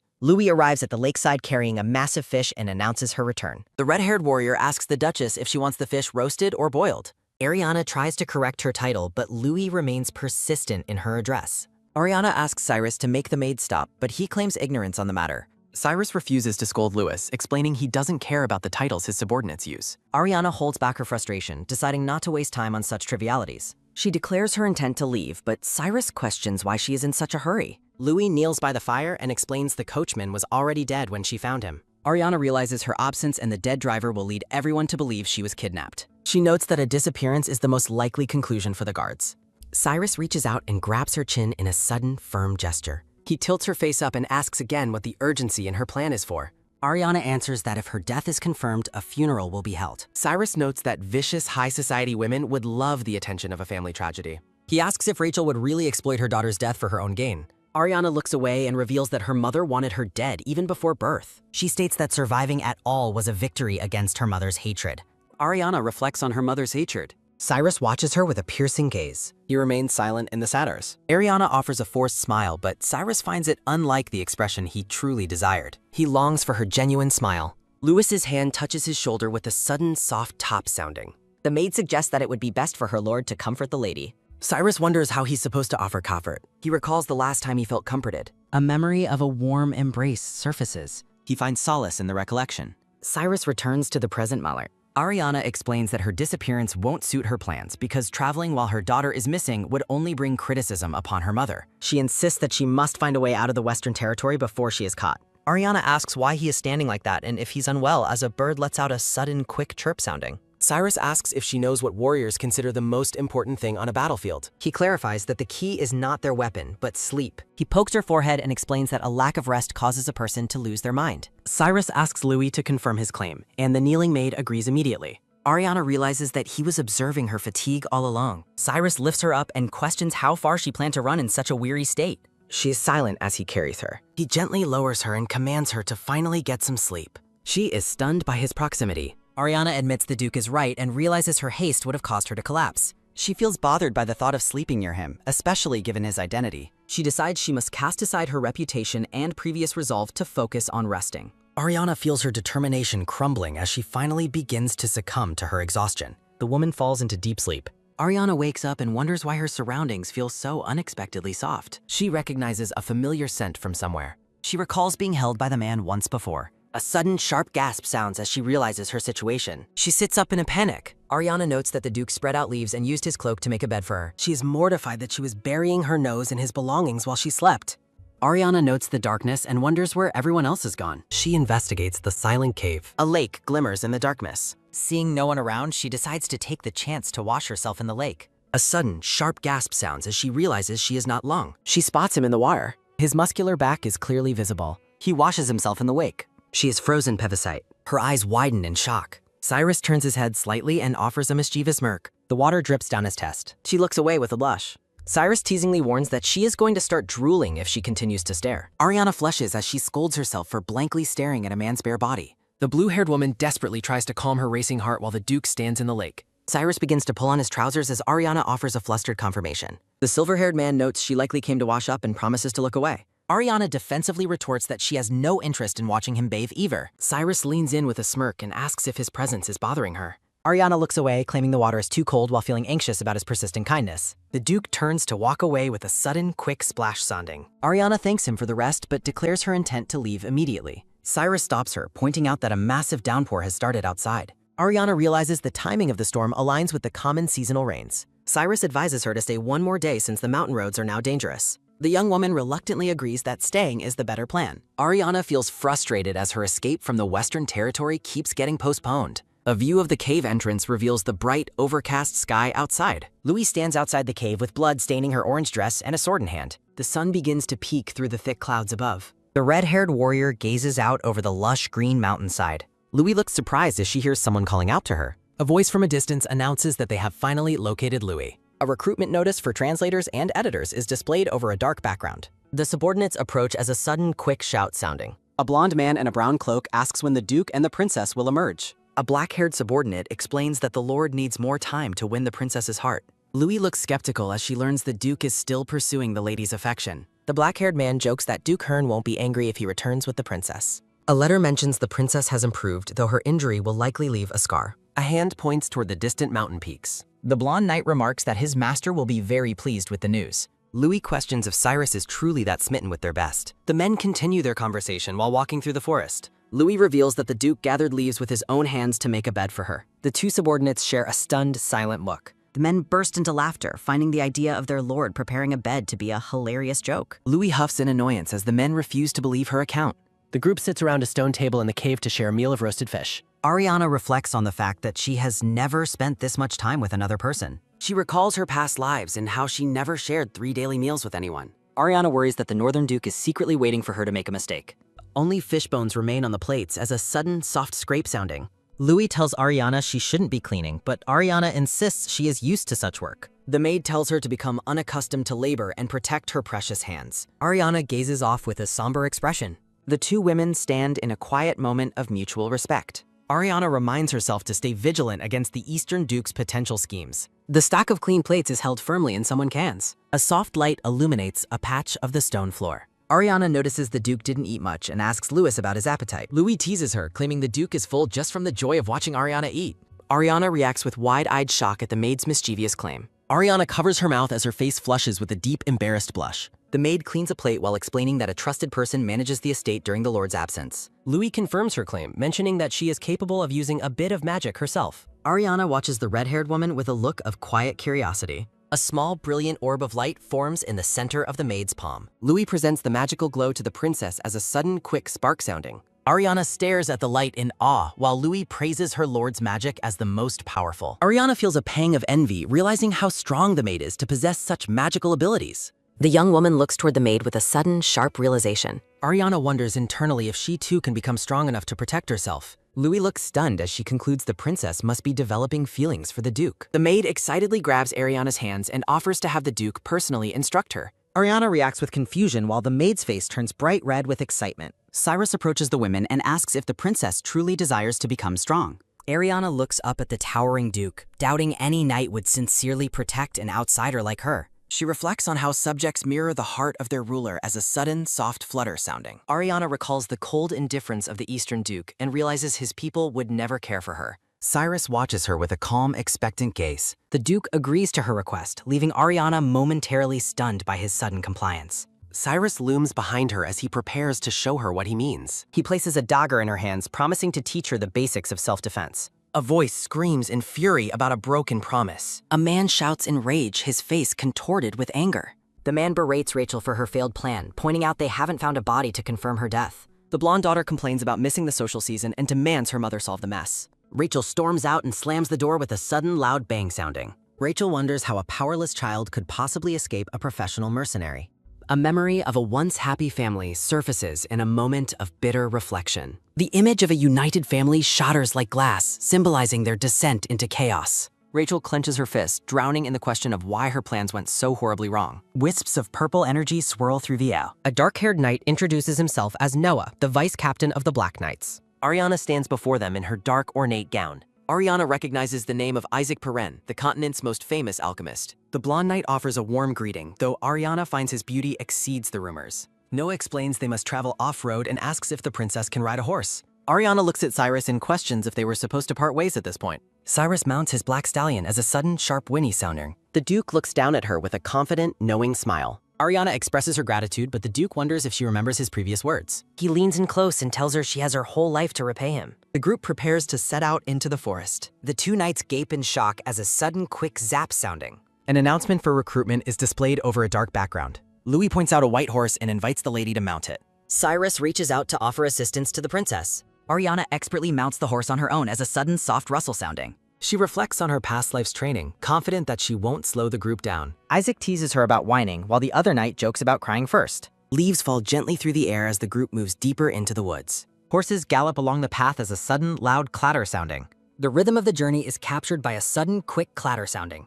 Ariana marvels at their incredible speed while riding her white horse as a sudden, sharp clatter sounding. The blue-haired woman feels as though she is flying as they race forward as a sudden, heavy clatter sounding. Cyrus reflects that navigating rough roads depends equally on the horse's ability and the rider's skill, concluding he is fortunate to be so capable. The knights observe the pair from a distance as they ride through the woods. Isaac observes that His Highness is riding slowly, while his companion suggests it is out of consideration for the princess. Isaac smiles and confirms the observation amidst a bubbly pink background. A text box announces it is break time as the group stops by a river, where Isaac approaches Ariana and notes she must be exhausted. Isaac offers an ointment for scars and a potion for stamina, but Ariana politely declines, thinking she wishes to avoid further debt to the Duke. The alchemist looks at the blue-haired woman and claims he is quite different from His Highness. Isaac winks and introduces himself, noting that while the Duke is generous, he seems particularly so only when it comes to the lady.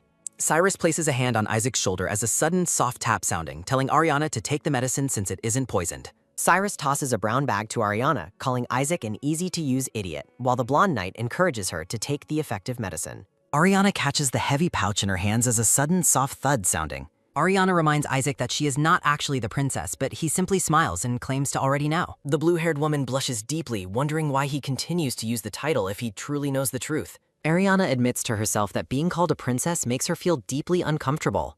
Ariana watches the man talk from a distance, worrying about the possibility of the Northern Duke's temper flaring. She decides to keep the bag for the journey ahead, tucking it securely into her dress. A moment later, she would discover exactly why Isaac Perrin earned such fame as a master alchemist. Ariana is stunned to find that her muscle aches have completely vanished. Isaac stretches as a sudden quick rustle sounding, asking Cyrus if the princess also wishes to travel to the Northern Territory. Cyrus bluntly says no, causing Isaac to recoil in shock and ask if he is planning to kidnap her. Isaac shouts that forced marriages are for barbarians, while Cyrus calmly clarifies he has no intention of marrying or kidnapping anyone. Cyrus wonders why everyone assumes he wants to marry the woman, while Isaac notes that the Duke seems genuinely clueless about his own feelings. Cyrus ponders why their titles matter to him as Louis carries a dead boar and reminds Ariana that the rainy season has arrived. Isaac suggests it might be better to call Charlotte Blenwit, who adores him, the princess instead. Isaac laughs as he mentions wanting to use that title for her, but a sword tip suddenly presses against his neck as a sudden, sharp shink sounding. Cyrus warns Isaac not to push his patience any further while holding his blade steady. Isaac offers a nervous smile at the Duke's intense reaction as a sudden, quick laugh sounding. Cyrus remarks that the woman is interesting, a sentiment Isaac wholeheartedly agrees with. The Duke wonders how a woman supposedly locked in a mansion learned to ride with such seasoned expertise. Cyrus notes that despite his investigations, there is very little information on her, making her all the more intriguing. Isaac watches the Duke with a somber expression, realizing he finally understands why Cyrus is acting this way. A dark history is hinted at involving the deaths of the previous Duke and his precarious position as a ruler. Cyrus's future is compared to a small candle that could easily be snuffed out by a single breath. Isaac places a hand on the Duke's shoulder, noting that as a friend, he is deeply worried about him. The blonde knight looks at his friend with a gaze full of concern. Cyrus removes Isaac's hand as a sudden, soft brush sounding, declaring that he has no regrets in his life. The Duke smiles with a knowing look, stating that regret only serves to bring despair. A view of the cloudy sky marks their arrival in the Empire, finally out of the Western Duke's reach. The group visits a small village on the border where the chief offers them a house and fresh clothes to borrow. Ariana rests in a soft bed, grateful for everyone's consideration and the rare chance to have a room to herself. She recalls how she spent every night prior surrounded by the presence of her companions. The young woman tosses in her sleep as a sudden, soft rustle sounding, feeling an unexpected sense of emptiness. Ariana remembers the group's kindness, from preparing her sleeping spots to providing the best meals they could offer. She reflects on how deeply the others worried about her health during their journey. Ariana lies awake in the quiet room, admitting to herself that she is sad they will soon have to part. The scene shifts as the blue-haired woman floats in a dark void surrounded by shimmering lights. Ariana feels a strange sense of displacement and asks if she is dreaming as Cyrus softly speaks her name. The silver-haired Duke looks at her with a gentle expression and addresses her as Her Highness. The blue-haired woman wonders how he could possibly be appearing within her dreams. Cyrus pulls her close and leans in for a sudden, soft kiss sounding amidst a field of red lilies. Ariana is left breathless and blushing as Cyrus looms over her with an intense gaze. Ariana asks for the meaning of his advances, and Cyrus promises that he will cherish her. He reaches out to her and vows to ensure that she is never abandoned by anyone ever again. Ariana's heart begins to race as a sudden, soft thud sounding when he gently takes her chin. The dream turns into a nightmare as a rope tightens around her neck and a voice commands her to die. The vision of the Duke shatters like glass as a sudden, sharp rustle sounding. A new day begins with the sun shining brightly in the sky. Ariana looks out over the village and thanks Cyrus for everything he has done for her. The silver-haired man stands before her in his dark red uniform, looking calm and collected. Ariana reminds herself that she cannot rely on their kindness or get too used to this newfound comfort. Ariana assumes they must part ways now, but Cyrus remarks that she thanks him every chance she gets. She claims he already knows her truth, while the other knights watch from a distance with puzzled looks. Cyrus leans in and reveals he is heading to the Eastern Territory, asking if they are going the same way. Ariana and the nearby knights are visibly shocked by the Duke's sudden decision to change his route. A transition marks the group's continued journey through the kingdom. A moment of quiet reflection passes as the scene shifts. Ariana argues that he does not need to escort her, but Cyrus asks what if he truly has business there. Ariana questions if he is being serious, and Cyrus simply confirms that he is. A close-up captures the focus and determination in the blue-haired woman's eye. Ariana wonders if his business in the East is related to the heretical Paganis. Cyrus smiles as a sudden, quick rustle sounding, noting that no woman has ever spoken the group's name so easily. A dark history reveals the Paganis were heretics who lived in a massive city in the Northeast. The narrative explains how the heretics would kidnap people to offer them as sacrifices to their god.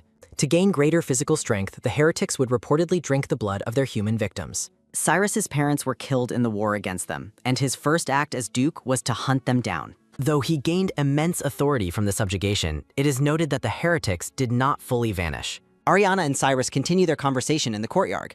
Ariana notes that danger is present wherever people live, regardless of the territory. She reflects that death is still death, whether by her mother's hand or by the heretics. The blue-haired woman looks at Cyrus and asks what she has left to be afraid of. Cyrus places a hand on her shoulder and observes that the noble spirit of her family flows within her. Ariana admits her skills are lacking, but Cyrus explains that there are many ways to wage a war. He touches her hair as a sudden, soft rustle sounding, saying she must choose between using strength or her mind. Cyrus encourages her to find her own path and become a warrior in her own way. Ariana looks away thoughtfully, taking the Duke's advice to heart. A close-up of Ariana's eye shows a spark of newfound resolve and clarity. She reflects on her past suffering, realizing her plan was never to win through physical force alone. The young woman stands tall, her mind working through a new strategy. Ariana concludes that the path she has chosen is unlike any conventional journey. She envisions herself as a noble figure, maintaining her dignity despite the chaos around her. This is contrasted with the vulgarity and cruelty she associates with her mother and blonde sister. Ariana vows to drag her enemies down by using their own treacherous methods against them. The blue-haired woman stands with a calm and determined presence. Cyrus looks at her with a knowing and supportive smile.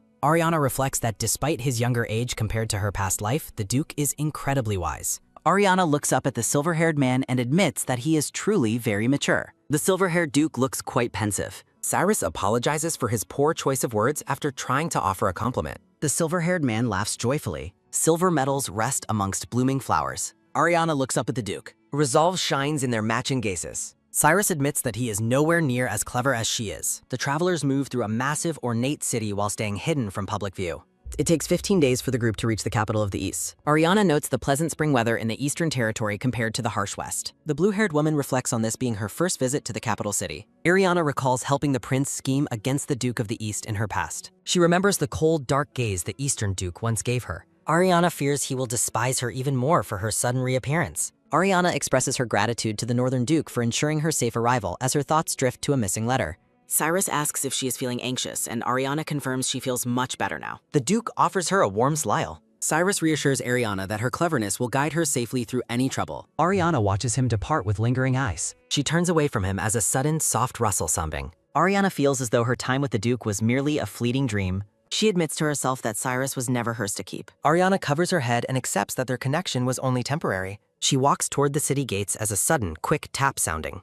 Isaac asks Cyrus if he is truly comfortable returning to the north immediately. Isaac questions why they aren't leaving a knight behind, noting the Eastern Duke's sharp instincts. Cyrus believes the Eastern Territory will treat Ariana with kindness. Isaac questions his certainty, but the silver-haired Duke simply dismisses the concern. Cyrus clutches a stack of letters while claiming he is not worried about the Eastern Duke. Cyrus jokes that he is more concerned about dealing with Duke Hearn's constant nagging.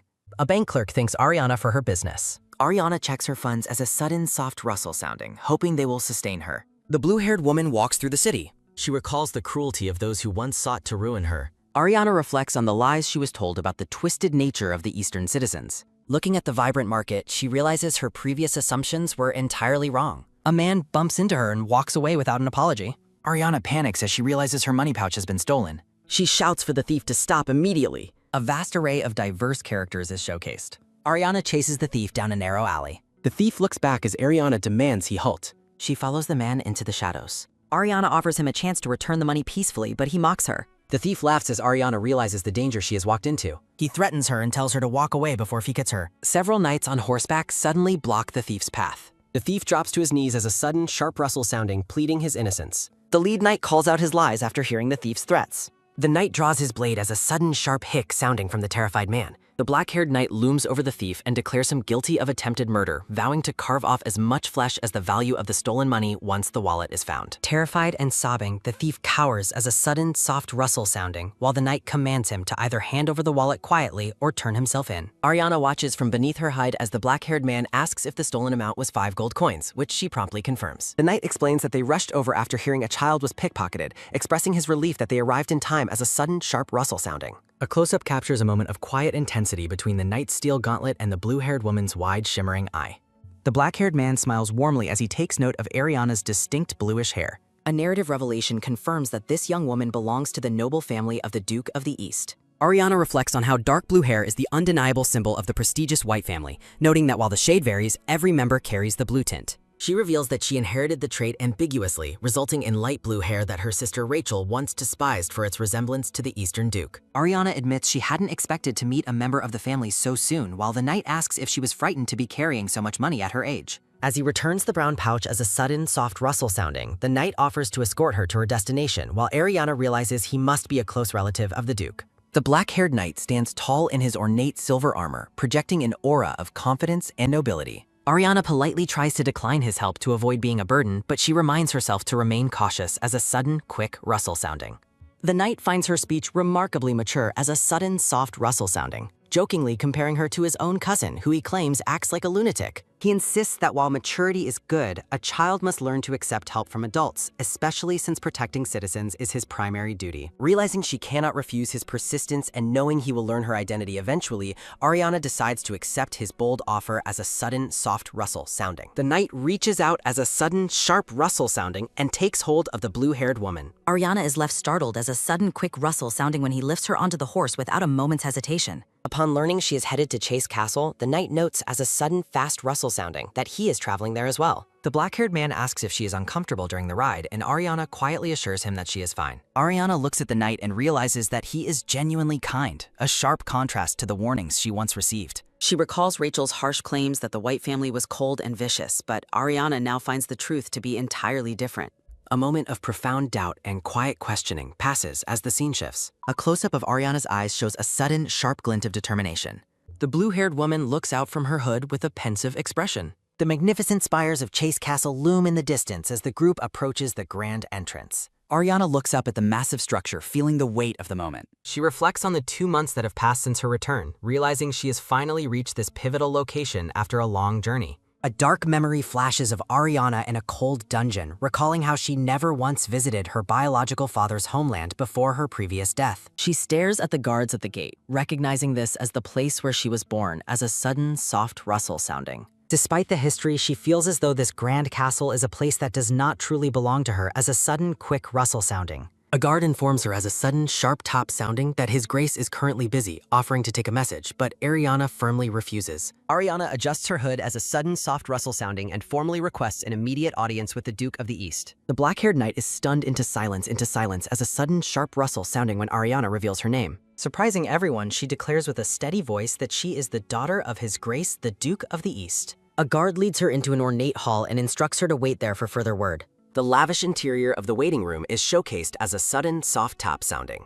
Ariana sits alone on a green sofa, the silence of the massive room surrounding her. Clutching her dress as a sudden, soft rustle sounding, she wonders how Russell White will treat a daughter he is meeting for the very first time. She fears that his reaction will be nothing but a cold frown. The memory of the Eastern Duke's stern and intimidating presence lingers in her mind. Ariana plans to gain his attention by revealing she has evidence of the Western Duke's weakness, hoping his cautious nature will keep her safe as a sudden, soft rustle sounding. A guard announces as a sudden, sharp rustle sounding that the Duke, along with the former Duke and Duchess, are now entering the room.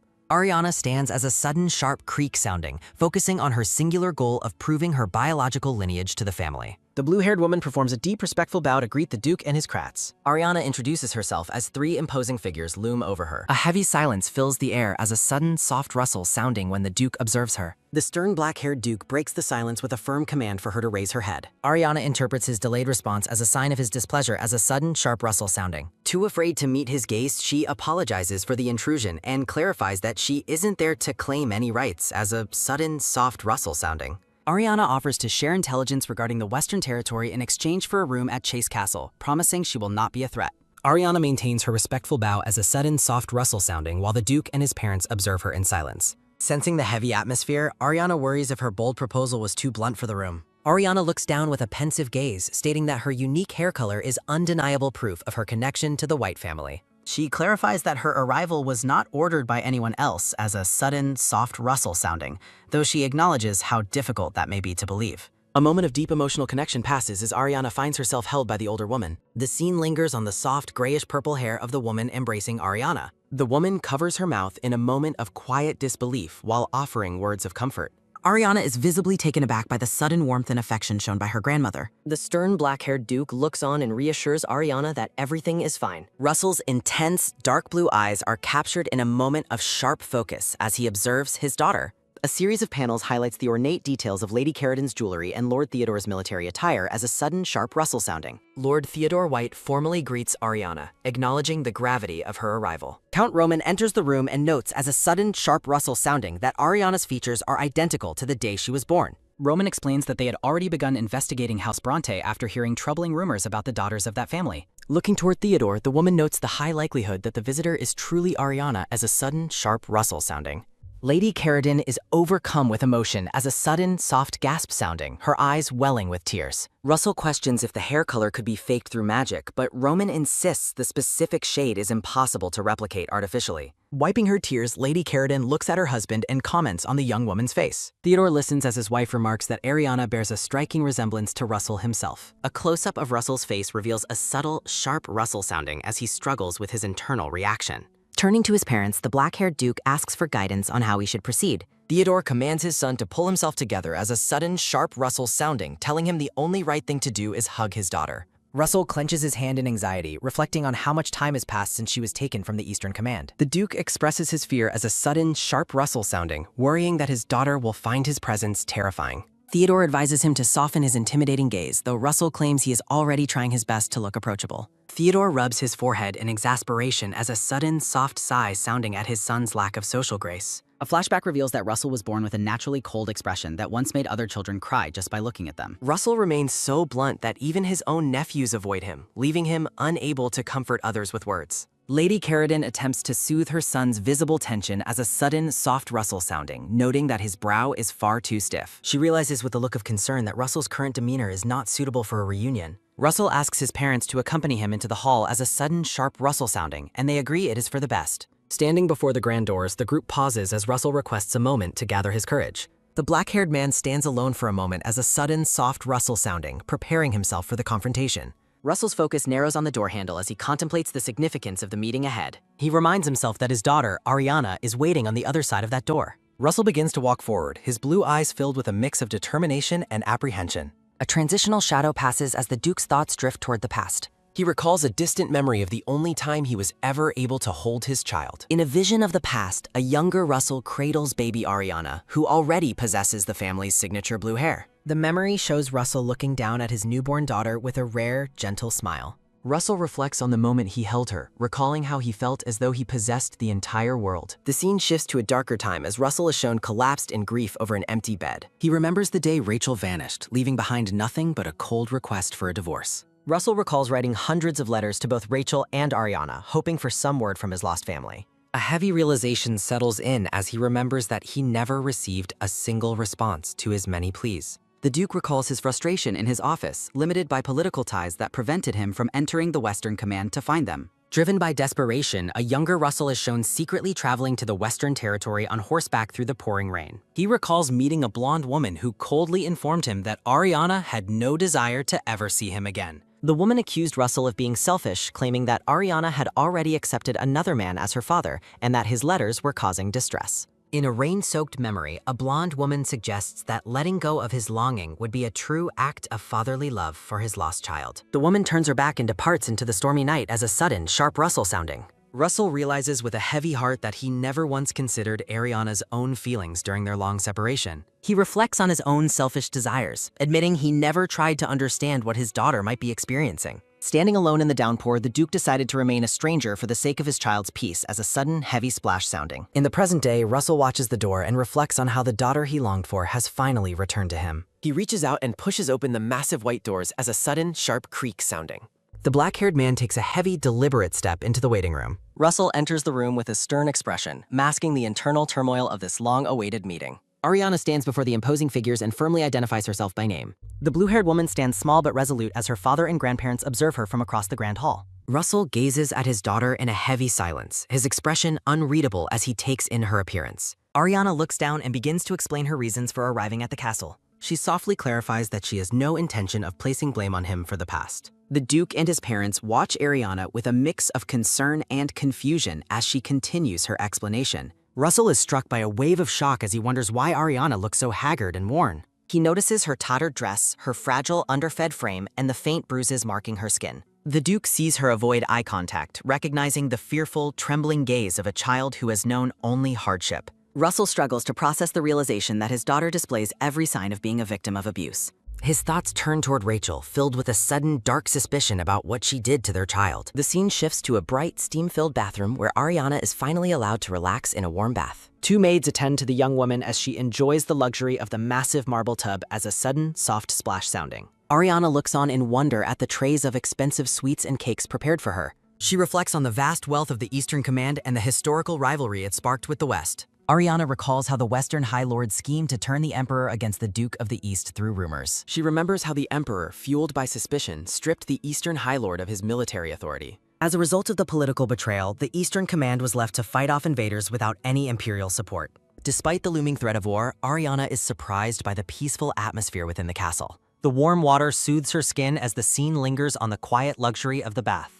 Ariana looks around the opulent room, realizing this grand place is where her biological father truly lives. She compares the beauty of her current surroundings to the false memories of peace her mother once described. A dark memory flashes of the violence and fear she endured while living in the Western Territory. Ariana recalls the isolation of her previous life, picturing herself alone in a cold stone cell. An oppressive darkness momentarily clouds her thoughts as the scene transitions. Back in the present, the blue-haired woman finds quiet solace in the warmth of the bath. Ariana takes a small tentative bite of a pink macaron. In another room, the family gathers as a sudden, sharp top sounding to discuss the gravity of Ariana's condition. Lady Carradine somberly concludes that Ariana has clearly suffered from severe, long-term abuse. Russell remains seated in a state of shock as his mother confirms the heartbreaking truth of his daughter's life. The woman laments, believing Rachel's claims that Ariana was doing well, feeling a deep sense of shared guilt. Lady Carradine's eyes flash with a mix of sorrow and anger as she processes the family's failure. A heavy, somber thud sounds as the gravity of the situation settles over the group.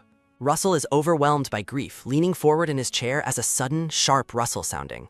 The black-haired man buries his face in his hands, unable to contain his mounting despair. Count Roman looks on as Russell laments how small and thin his daughter has become. The Duke is haunted by Ariana's desperate plea to prove her worth to a family she only just met. Russell reflects on the happy life he once imagined for her, filled with beautiful dresses and bright smiles. A sharp, painful realization cuts through his idealized visions of the past. He realizes Ariana must have fled for her very life, driven by the cruelty of her own biological mother. Russell stands and erupts in righteous fury, questioning how any parent could allow their child to suffer such a fate. Russell and Theodore reflect on the harsh reality of bad parenting. Theodore laments that Ariana has suffered abuse and neglect, leaving her in a state where she feels her own family cannot be trusted. Lady Carradine asks if the new clothes fit, and Ariana politely thanks her as she adjusts to her clean attire. A simple dinner is prepared specifically for Ariana's first night at the castle. At the dining table, Lady Carradine explains she prepared dishes that children usually enjoy, hoping she finds something she likes. Russell sits close to his daughter, prompting Ariana to think the proximity is uncomfortable, even as she expresses her gratitude.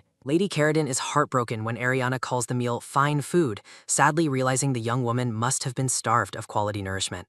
Lady Carradine encourages the girl to eat as a sudden, soft clink sounding as Ariana begins her meal with a quiet thank you. The blue-haired woman takes a small, cautious bite. Ariana feels the weight of her family's gaze, worrying that their easy acceptance masks hidden intentions that she cannot yet read. Ariana remains on edge, convinced that the adults are scrutinizing her every move at the table. Theodore observes Ariana's refined manners, noting that she displays a level of dignity unexpected for a girl who has not yet debuted. The atmosphere remains heavy and uncomfortable for the young woman as Lady Carradine watches her with visible sorrow. Ariana finishes her meal as a sudden, sharp clatter sounding, stating that she has eaten well thanks to their care. Blue eyes reflect a deep, lingering anxiety. Ariana wonders if the kindness is over and if it's finally time to address the real reason for her presence. She watches her father and grandmother, curious about what the family will choose to do with her now. Ariana mentally prepares herself for the possibility of being kicked out or forced to prove her worth. Lady Carradine kindly suggests that Ariana should go and rest after the exhaustion of her long journey. The blue-haired woman reacts with utter shock. Ariana is baffled that they are allowing her to stay in the castle this easily without any formal verification or suspicion. Lady Carradine reaches out as Ariana stares at the woman's hand in confusion.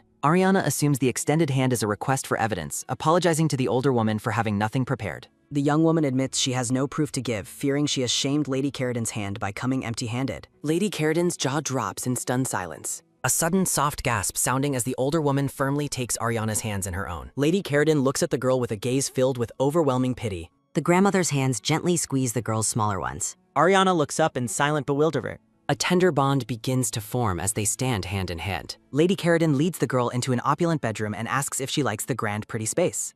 Lady Carradine explains the room has been waiting for her, leaving Ariana in a state of disbelief. The woman reveals they always kept a room prepared in the Eastern Territory in case Ariana ever came to visit. Lady Carradine insists she lie down and sleep, noting that showing her the rest of the castle can wait until she is rested. Ariana is gently tucked into the massive bed. A sudden soft rustle sounding as the heavy duvet is pulled up. The girl blinks in the quiet luxury. Lady Carradine bids her sweet dreams as Ariana lies alone in the beautiful room. Peace finally settles over the guest chamber. Ariana assumes such a fancy room must have belonged to the former Duchess. She reflects on the room's luxury, noting it far surpasses any quarters she has ever seen before. Lying in a bed this magnificent is a stunning new experience for the blue-haired woman. Ariana focuses on the memory of the grandmother's tucks. A hand simply held her own. She reflects on how parents are supposed to hold their children's hands, a gesture that was never permitted for her. A flashback shows baby Ariana watching from the shadows as her mother holds another child's hand, leaving her to do everything alone. Ariana's lips curl into a faint, melancholy smile. Lady Carradine's heart breaks for the granddaughter she is only just beginning to know. The warmth of the touch lingers. Ariana hides beneath the covers as a sudden, soft rustle sounding, finally succumbing to sleep. The morning sun rises over the castle as a sudden, loud shout sounding regarding a missed warning. Count Perilous insists they should have personally checked the girl's well-being regardless of what was said. Perilous rages about 16 years of parental neglect, while Lady Carradine defends Russell's regret. The blue-bearded man demands to know if Langsty feels any anger over the current situation. A sudden, sharp gasp sounding as Duke Langsty listens with a somber, calculating expression. Duke Langsty openly questions whether Ariana arrived at the castle with a hidden agenda or ulterior motives. Duke Langsty White, the second son of the family, remains focused on the potential political risks. Perilous is left speechless by his brother's cold line of questioning. Perilous asks if Ariana is a spy, but Langsty doubts a lone teenager traveled so far alone. Langsty suggests that her mature demeanor and the story of abuse could easily be a fabricated ruse. The Duke worries about the potential secret intentions of the West High Lord. A sudden, loud shout for silence cuts through the tense family debate. A heavy, somber thud sounds as Russell slams his hands onto the desk in a fury. The dark-haired Duke asks his brother if he is truly daring to suspect his own daughter. Langsty argues that suspicion is necessary, reminding the group of Rachel's past betrayals. A sudden, soft grunt sounding as Langsty warns that Ariana might have been brainwashed to work for the West. A sudden, heavy footstep sounding as Russell declares that despite any risks, she is his child. A sudden, sharp rustle sounding as Russell tells Langsty to take his title if he prioritizes land over family. Russell storms out as Perilous cheers his decisiveness, while a sudden, soft sigh sounding from Langsty. A sudden, quick tap sounding as a set of hurried feet move down the hallway. A heavy, somber thud sounds as a maid bursts into the room with an urgent announcement. The maid informs a startled Lord Russell that there is a grave emergency involving the girl. Russell is frozen in fear as the maid reports that Lady Ariana has lost consciousness. Ariana's mind drifts back to a painful childhood memory of watching her mother with another girl. She recalls how she used to envy the way Helena was allowed to call Rachel mommy and receive treats. A sudden, loud bang sounding as the mother glares at Ariana for daring to address her familiarly. A sudden soft sniffle sounding as young Ariana tentatively asks for a piece of chocolate too. Rachel's face twists in a sudden, sharp sneer as she looks down at her unwanted child. The mother berates the girl for her foolishness, and Ariana begs for forgiveness at her feet. Crying and desperate, Ariana promises she will never make the mistake of calling her mother again. She pleads for mercy, vowing to maintain her distance and remember her lack of manners. Back in the present, the family stands around Ariana's bed as she struggles in her sleep. A sudden, soft gasp sounding as the blue-haired woman's fever worsens. Lady Carradine and Langsty observe the young woman's distressed state with heavy hearts. Russell asks if she is all right, and Lady Carradine explains that her exhaustion turned into a fever. A sudden soft gasp sounding as Lady Carradine points out the extensive signs of malnutrition and beatings. The grandmother weeps, stating the girl's body is too weak and needs medicine to survive. A sudden, quick tap sounding as someone leaves to prepare the necessary treatments. A heavy, somber thud sounds as the gravity of her injuries settles over the gathered men. A sudden soft rustle sounding as Perilous grabs his brother's collar in a fit of righteous rage. Perilous demands to know how Langsty can still doubt the story of abuse given her physical state. Lady Carradine tries to calm Perilous down, but he remains incensed by the cruelty the child endured. Russell watches his daughter with a look of pure, heartbreaking despair. A sudden soft tap sounding as Langsty places a hand on his brother's arm to ease the tension. Langsty warns that keeping her will create a legal custody battle since she belongs to Rachel. Perilous argues that such a woman has no right to motherhood, but Langsty insists on facing reality. A sudden soft gasp sounding as Langsty notes they will be forced to return her if Rachel comes. A sudden, sharp gasp sounding as Russell orders that they must hide Ariana's presence at all costs. The Duke commands his family to begin gathering evidence and testimonies regarding the abuse. Langsty somberly notes that they will eventually have to ask the girl about her traumatic past. The blue-haired woman stands peacefully beneath a vast cloud-filled sky. Ariana reflects on the stunning beauty of the clear blue sky above her. Deep blue eyes mirror the infinite expanse of the heavens. Ariana wakes in a grand bed with her father watching over her. Russell looks at his daughter with a gaze full of quiet, heavy contemplation. Ariana is struck by the realization that her father's eyes are as clear as the sky. A sudden sharp rustle sounding as Ariana tries to sit up, but Russell insists she remain lying down to recover. Ariana bows her head from the bed, formally paying her respects to the High Lord while apologizing for her physical weakness. A sudden, quick movement sounding as Perilous bursts into the room, shouting at Ariana that the man before her is simply her father. Perilous rages about the girl using such formal titles for her own parent, while Ariana realizes the man is her uncle. Ariana is completely overwhelmed by the chaotic family dynamic and the surreal idea of calling the Duke Dad. A sudden, heavy thud sounds as Perilous interrupts Ariana's formal greeting to declare that he is her uncle. Perilous insists she call him her youngest uncle, forbidding her from using formal titles like Lord or Count. The boisterous man leans in close, demanding that Ariana practice calling him uncle immediately. Perilous beams with sparkles in his eyes, eagerly waiting for the girl to acknowledge their family bond. The atmosphere in the opulent guest chamber remains thick with the weight of newfound family connections. Langsty watches the scene with disbelief as Perilous boasts about being the first one to be called uncle. A sudden, soft footstep sounding as another man approaches the bed to address the young woman. Langsty introduces himself as the Duke and her father's older brother, noting he has much to discuss with her. Ariana faces her eldest uncle with a mixture of caution and quiet curiosity. Langsty offers to answer any questions she might have as Ariana considers her next words carefully. A sudden, soft rustle sounding as a hand reaches out toward the blue-haired woman. A sudden, gentle pat sounding as Langsty places a reassuring hand on Ariana's head. The Duke softens his tone, telling Ariana that her primary focus should be eating well and resting. Ariana looks up in silent shock at the unexpected gesture of affection from the stern man. A sudden, sharp gasp sounding as Perilous shoves his brother aside, accusing him of pressuring the recovering girl. Perilous gives a thumbs up, telling Ariana not to take Langsty's harshness to heart and to think of him as her favorite uncle. Russell speaks up with a heavy heart, noting how much time has passed since he last saw her as a small child. The White family brothers surround Ariana's bed, finally united with the daughter they long neglected. Perilous smiles broadly, officially welcoming Ariana to the Eastern Territory with open arms. A sudden soft sniffle sounding as a single tear wells up in Ariel's eye. A sudden soft bow sounding as Ariana tries to express her gratitude for the incredibly warm welcome. A sudden soft gasp sounding as Ariana's voice fails her, overwhelmed by emotions she cannot name. Lady Carradine promises to have food brought to the room so Ariana can begin to regain her strength. A sudden soft clink sounding as a tray of warm soup and water is placed before the young woman. Ariana notices that while the others have departed, her father remains by her side in the quiet room. A sudden quick tap sounding as Ariana prepares to eat, wondering if the Duke is staying to monitor her behavior. A sudden sharp clatter sounding as Ariana is startled by her father's sudden movement toward her tray. A sudden soft clink sounding as Russell takes the spoon, explaining that she is too weak to feed herself after sleeping for a full day. A sudden soft splash sounding as the spoon dips into the nutritious broth. A sudden, soft rustle sounding as Russell holds out a spoonful of food, ordering his daughter to open her mouth. A sudden, soft grunt sounding as Ariana trembles under her father's intense and frighteningly serious gaze. Ariana stutteringly insists she can feed herself, but Russell remains unmoved in his determination. The Duke firmly requests that she allow him to do at least this one small thing for her. Ariana is perplexed by the deep underlying sadness she hears in her father's voice. Russell's blue eyes are filled with a profound and heartbreaking sense of regret. Beneath the full moon, Russell admits he cannot officially name her princess until the proper preparations are complete. The Duke explains that he must first secure legal custody before he can proclaim her status to the world.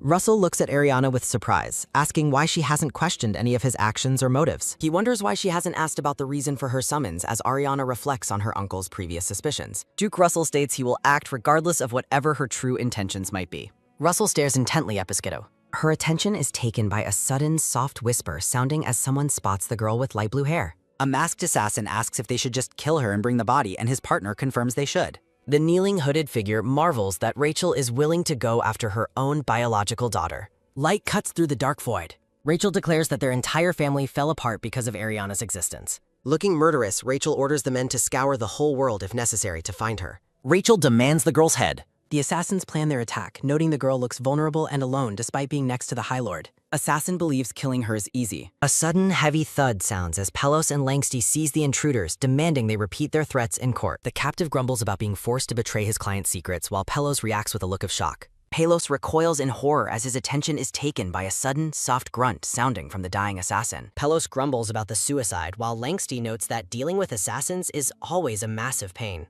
A warm light fills the guest room as a voice asks the princess if she feels improved. Ariana looks at her attendant and confirms she feels better thanks to the woman's care. Vice-Countess Katrin Luell tells Ariana she will soon be a princess despite the girl's humble protest. Katrin predicts everyone will be thrilled by her return, though Ariana remains quietly skeptical. Her attention is taken by a sudden soft clink sounding as Katrin explains that both white families are visiting for lunch. The maid mentions that while the heir is at the front, he has certainly heard the news of her arrival. Ariana is shocked money news. Ariana recalls that Russell adopted Jor, a distant relative's son, because of the lack of a proper successor. She remembers Jor was renowned as the bravest and most level-headed warrior on every battlefield. In her memory, Jor saved the Eastern High Lord's life and died in his place during the Third Prince's War. Bloody hands reach into the dark. Ariana envisions herself with a noose, reflecting on how she was the one who destroyed this family. Flames consume a fortress as she reflects on her desperate struggle to survive and be acknowledged. She thinks of how she shattered the white family that had once abandoned and neglected her. Ariana walks toward her picture. Standing before a grand portrait, Ariana notes that she is now forced to rely on the very family she hated. Ariana admits she hates her situation. Her attention is taken by a sudden, soft gasp sounding as she recalls the family apologizing to her in bed. The apology feels sweet like honey. Ariana questions their sudden sincerity. Russell is the powerful High Lord. He could have saved her anytime. Her attention is taken by a sudden, quick tap sounding as she reflects on 28 years of total neglect. She remembers being thoroughly alone and walking toward death in that long, oppressive darkness. Ariana declares she has no regrets. Night falls over the military camp. His attention is taken by a sudden, soft rustle sounding as a subordinate asks Heir Jor why the letter has troubled him. Jor grips the letter tightly. George stares blankly at the nails. Jor reads that the Lord's biological daughter has returned, while the messenger refers to Ariana as the true princess.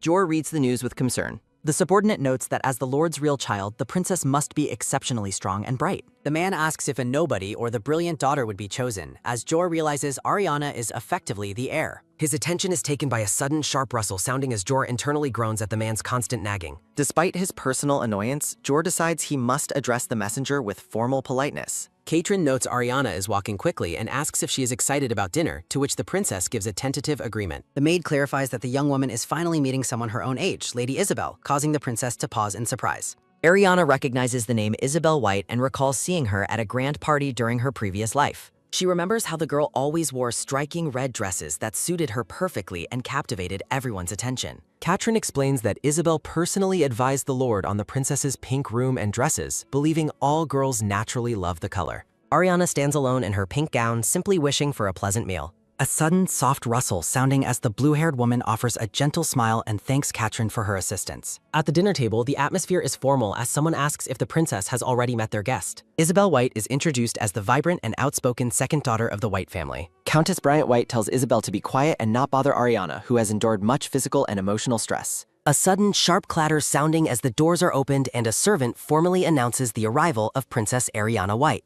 Ariana introduces herself with a polite bow against a backdrop of blooming flowers. The young woman takes her seat at the dinner table, observed closely by her gathered family members. Isabel immediately criticizes the pink dress, calling the choice of color tacky for the current times. Her father shouts her name in reprimand, suggesting that light green would have been more appropriate for the weather. Isabel asks the Duke if he still keeps the child's room pink, causing the man to sweat under the pressure of the awkward question. Ariana thanks Isabel for the concern, but politely states she likes pink, though her formal address shocks Isabel's father.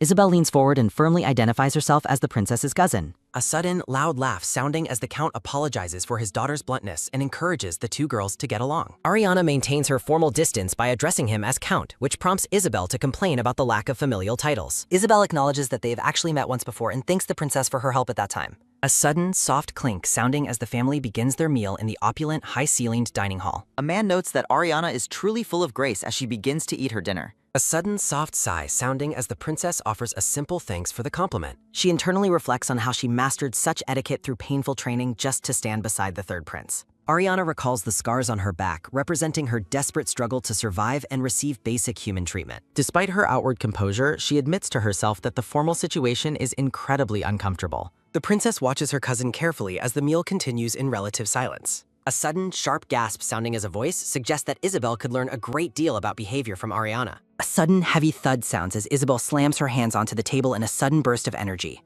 Isabel points at the princess's plate and bluntly tells her not to eat the carrots if she doesn't like them. While her father yells her name, Isabel continues by telling Ariana not to drink the lime juice if it isn't to her taste. A sudden, soft splash sounding as a different glass is pushed toward the shocked princess. The Count apologizes for the outburst and promises to speak with his daughter regarding her manners. He grabs Isabel's arm to lead her away while she indignantly asks what she did wrong. Ariana stares in wide-eyed silence, replaying the girl's command to simply not eat what she dislikes. Isabel shouts back that Ariana should eat what she wants, questioning if that wasn't the reason for her arrival. A sudden, sharp rustle sounding as the boisterous girl struggles against her father's firm grip. Isabel demands to know why the princess is still doing things she doesn't want to do, even in this new environment. The cousin's final shout to do what she wants echoes in Ariana's mind as she watches her leave. A sudden, soft grunt sounding as Isabel is finally dragged out of the room, leaving her father to apologize once more. The Count laments his daughter's strong attitude while Ariana sits in contemplative silence. A sudden, soft clink sounding as the princess dismisses the incident, stating that it is nothing. She wonders how Isabel could have possibly known the truth of her internal struggle. Ariana realizes the girl saw right through her as she was forcing herself to eat everything on the plate.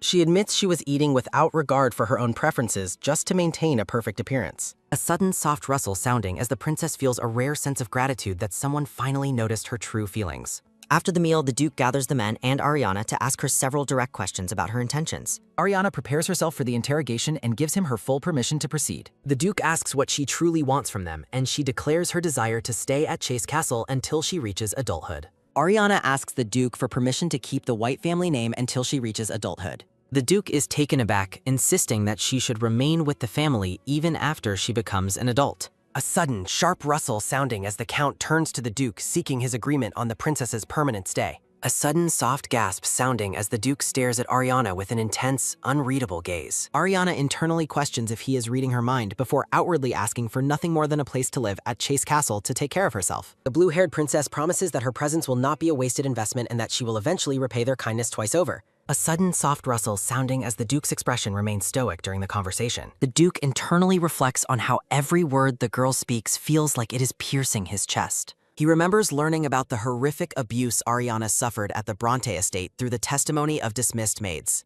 The Duke notes that the way she rejects any help or affection feels like a harsh reproach for his past absence. He envisions a spectral Ariana asking what he was doing while she was forced to endure such suffering. The man's guilt manifests as a vision of Ariana placing her hands on his face, demanding he look straight at the result of his negligence. Ariana sits firmly in her chair, appearing resilient despite the heavy atmosphere. A sudden, sharp thud sounds as the Duke clenches his fist tightly against the table in a surge of self-loathing. An oppressive darkness consumes the scene.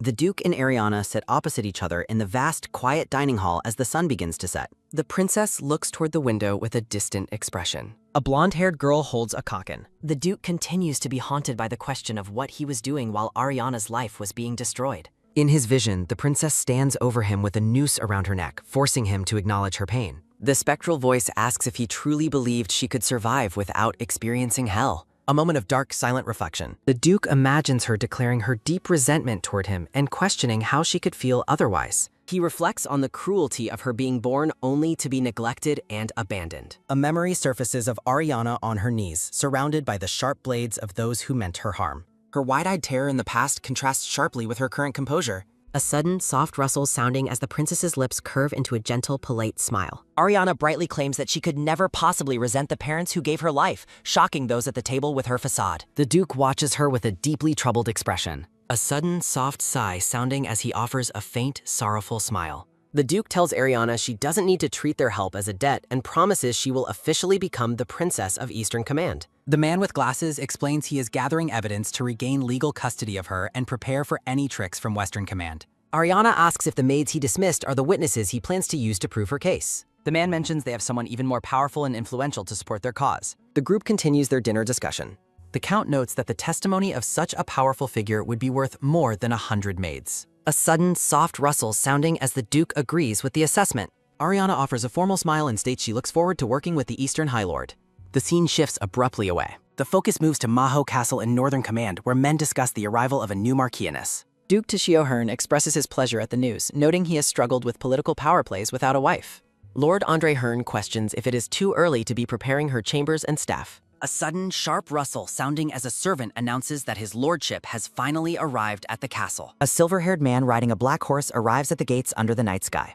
A blonde-haired woman internally wonders why the Marchioness is not with him and fears he may have been involved with Louise. A sudden heavy thud sounds as the Duke approaches and asks if there were any issues during the journey. The Duke asks the silver-haired man for the location of the Marchioness who was supposed to be traveling with him. The silver-haired man looks back at the blonde woman in silence. A sudden, soft gasp sounding as his red eyes narrow and he sternly demands an explanation. Someone falls to their knees. A blonde man on the ground begs to be killed as the silver-haired lord coldly agrees, while the man with the mustache notes the captive is running his mouth again. The silver-haired man orders the execution to take place in 3 days, internally reflecting that disrespecting the queen is unpardonable, and showing leniency would undermine his authority. A sudden, sharp rustle sounding as a dark-haired man kneels before the Lord, pleading to share the punishment and spare his friend's life.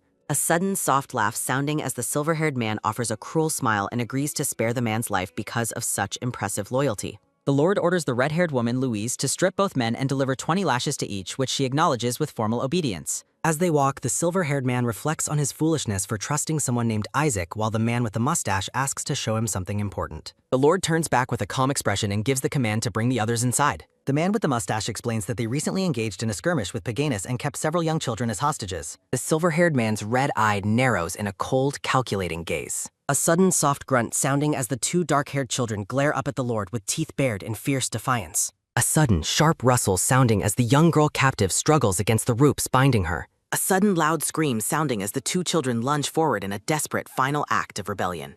A sudden sharp ring sounding as the silver-haired man's hand moves to draw his blade. A sudden wet splash sounding as the Lord strikes down both children in a single brutal motion. A sudden soft gasp sounding as the man with the mustache expresses shock that the captive still possessed so much will to fight. Wiping a streak of blood from his cheek, the silver-haired man coldly orders for the corpses to be skewered and displayed outside the castle walls. He reflects on the harsh reality that age means nothing to him when he is faced with an enemy. A sudden soft splash sounding as a muscular figure enters the water. A sudden soft sigh sounding as the silver-haired man relaxes in a steaming bath to wash away the day's violence. He runs his fingers through his hair, soaking in the quiet solitude of the chamber. His red eyes remain focused and unblinking. He recalls his childhood trauma where the Emperor sought to kill him and seize Northern Command's army after his parents died. He remembers his nanny being killed during their flight and how the man with the mustache lost his right hand while searching for him. The man stares silently at the wire. He reflects on the many enemies. He observes the numerous scars on his back. He remembers the necessity of growing strong, gathering allies, and reclaiming the scattered Black Knights to survive. A sudden soft splash sounding as he steps out of the bath, recalling his drive for power so great that no one would dare challenge him. A sudden sharp rustle sounding as he dresses, lamenting that his parents' names are still stained by accusations of treachery. He reflects on how they were allegedly betrayed and killed by their vassals and the Western High Lord, Rodion Oblin. The man examines a stock of letters. He reflects on finding a glimpse of the truth within Rachel Bronte's letters. Looking out at the snow, he admits that while the evidence isn't perfect, watching Rachel Bronte was the correct strategic move. The silver-haired man whispers the name Brocke. A sudden soft rustle sounding as his thoughts shift to the blue-haired girl, wondering what she is doing at this moment. He notes that the Eastern High Lord's constant inquiries about her well-being have served to protect her from being mistreated.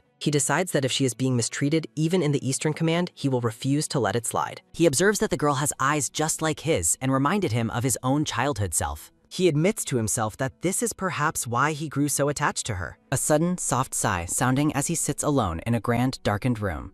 The man rests in quiet contemplation. A sudden, sharp snap sounding as the final lashes are counted out in the dim dungeon. The blonde man stands with a fresh set of scars on his back, announcing that the punishment is finally finished. Louise prepares to leave as the man in the background comments on her lack of restraint during the whipping. A sudden, loud bang sounding as the blonde man suggests they get some rest, which the other man finds hard to believe after such a beating. A sudden, soft grunt sounding as the dark-haired man questions why a stupid letter was sent while the blonde man insists the Lord is smitten with the woman. A sudden, soft sigh sounding as the dark-haired man dismisses the idea of the Lord smiling or flirting as unbelievable nonsense. Looking out at Maho Castle, the dark-haired man notes that the Lord never lets his guard down, even within his own home. He reflects on how cold the silver-haired man is, never wavering for a single moment. The scene returns to the Lord as the dark-haired man continues to doubt the possibility that he could have ever smiled. A peaceful moment of reflection. Elegant details of a formal uniform. Ariana peacefully waters the palace gardens. Legal preparations for the custody trial continue with the intent to notify Rachel Bronte of the proceedings. Ariana reflects on the respectful treatment she receives from the maids and her regular dinners with the Duke's family.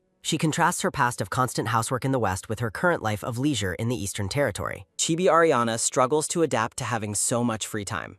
A sudden, sharp rustle sounding as Isabel demands entry to her sister's room despite the guard's hesitation. The purple-haired girl bursts into the room with joyful energy and a bright smile. Isabel jokingly complains that Ariana is wearing yet another pink dress. She insists that Ariana stop using formal titles and stop being so polite when addressing her. Isabel leans in close with an intense, playful expression. She reflects that appearing close in public will be beneficial for Ariana's upcoming custody trial.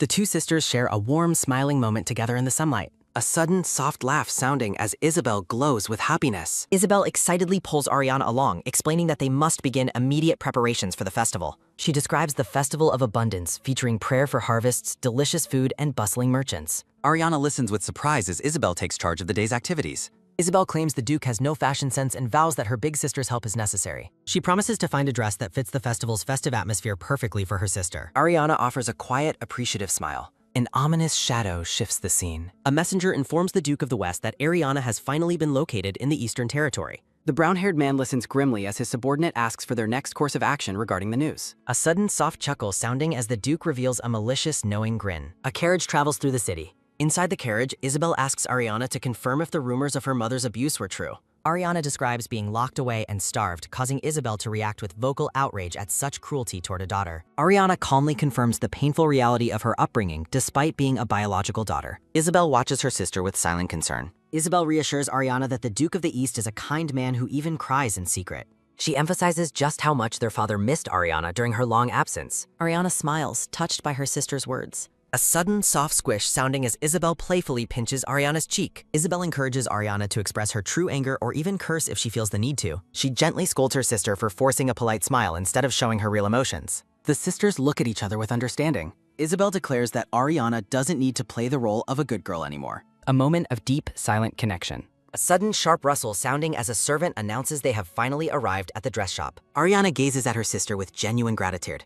Isabel looks back with a bright expression. The sisters step out of the carriage. Isabel leads the way into her favorite boutique while holding Ariana's hand. She introduces the famous designer and tells Ariana she can trust the woman's professional skills. Isabel demands the flashiest dress possible while planning to buy matching accessories and shoes for the occasion. She orders the dress to be made a size larger to account for Ariana's rapid growth. Ariana watches her sister bustling about happily. Ariana reflects that Isabel seems more excited about the shopping trip than she is herself. Isabel continues her enthusiastic fashion directions. Looking in the mirror, Ariana observes that her sister is actually quite endearing. She reflects that perhaps Isabel isn't a bad person after all. A sudden, loud bang sounding as a disturbance interrupts the quiet atmosphere of the boutique. The guard draws his sword, announcing that he will investigate the source of the noise. A sudden wet splash sounding as a blade is thrust violently through the door, striking the guard. Masked assassins in black robes storm the room, confirming they have located their target. Ariana stares in wide-eyed shock at the sudden intrusion. She quickly deduces whether her stepmother sent them, but concludes Rachel Bronte wouldn't be this bold. Her mind races to find the true culprit behind the attack. She realizes with dread that this must be the work of the Duke of the West. The memory of the Duke's cold, imposing presence looms over her thoughts. Despite her preparations, she panics and urges Isabel to flee immediately. Isabel steps forward defiantly, demanding to know who they are to dare do this. Ariana recalls Cyrus mentioning that the women of the Eastern Territory are exceptional warriors. The lead assassin coldly informs Isabel that they have no interest in her. Isabel realizes they are from the West and calls them arrogant for attempting a kidnapping. Seeing she has identified them, the assassin orders his men to kill Isabel. Ariana screams for them to stop as the threat turns lethal. Holding a dagger to her own throat, Ariana points out they were likely promised a reward for taking her alive. She threatens to kill herself on the spot if they lay a single hand on Isabel. Isabel tries to bargain, suggesting that the reward will be doubled if Ariana is brought back unharmed. The lead assassin orders Ariana to come quietly while Isabel cries out in protest. Isabel is left behind, looking on with a face full of guilt and horror. A sudden, soft rustle sounding as Ariana pulls Isabel close to whisper a final, urgent plan. The assassin tells Isabel to stop being a nuisance and get out of the way. A sudden, sharp snap sounding as Ariana forcefully pushes her sister toward the exit. The assassin curses as Isabel makes a break for it while he is distracted. He admits to underestimating the girl's cleverness, but notes he intended to kill the witness regardless. A sudden, soft grunt sounding as the man grabs Ariana roughly by the hair. She argues that the testimony of a small girl like Isabel won't serve as real evidence if they aren't caught. Another assassin warns that the palace guards are approaching and they must leave immediately. The leader notes they aren't from the Western Command, making them impossible to track. Isabel sprints through the city streets, desperate to find help for her sister. Ariana recalls telling Isabel that the assassins would kill her if they caught them both. She remembers convincing her sister that escaping to warn others was their only chance at survival. Isabel vows to get help, begging Ariana to wait just a little longer. Bound and hidden in a sack, Ariana realizes they plan to sneak past the gates as merchants. She laments being caught before proving her worth, fearing she might be discarded as a burden. She quickly hardens her resolve, noting that she had anticipated such a danger. A sudden, low rumble sounding as the carriage moves toward the city lurts. She reassures herself that she has been preparing for this exact situation. She recalls Cyrus teaching her how to survive a kidnapping in a harsh environment. He had advised her to stay conscious and submit to being caught if escape was impossible. A peaceful moment of reflection as Cyrus demonstrated how to keep a clear head while captured.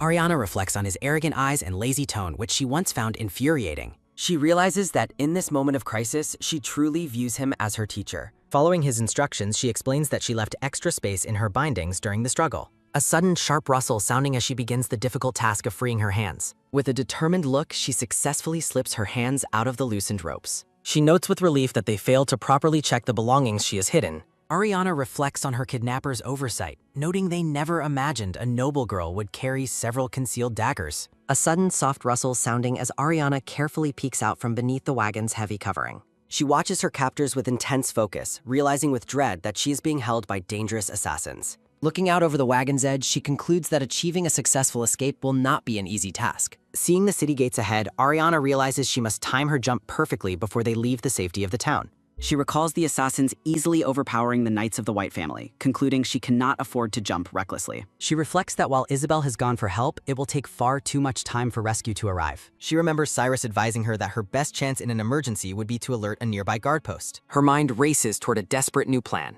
Peering out from her hiding spot, she is surprised to spot knights stationed just ahead. She realizes there are always knights stationed at the gate posts alongside the regular city soldiers. She spots her chance to act while the kidnappers are momentarily distracted by the road ahead. A sudden, sharp rustle sounding as Ariana leaps from the moving wagon while the men cry out in shock. She hits the ground running as one of the men shouts for her to stop. A hand reaches out in a desperate attempt to snatch her back but misses her by inches. A sudden loud thud sounding as Ariana hits the stone pavement with a heavy impact. She groans, ugh, while tumbling across the hard ground, her momentum carrying her forward. She lies on the street, her pink dress and face covered in dust from the fall. A close-up of her determined, bright blue eye as she recovers. She stops moving as a dark boot suddenly appears right beside her hand. Looking up at the blue-haired man on horseback, Ariana wonders if the news of her kidnapping has already reached the authorities. The handsome man on the horse is confused, wondering why a young girl would run out to greet him so enthusiastically. Ariana gazes up at him from the ground with a look of relief. The man is revealed to be Jor White, the prominent heir of the Eastern Command. The kidnappers panic at the sight of the knights, cursing their timing and ordering an immediate retreat.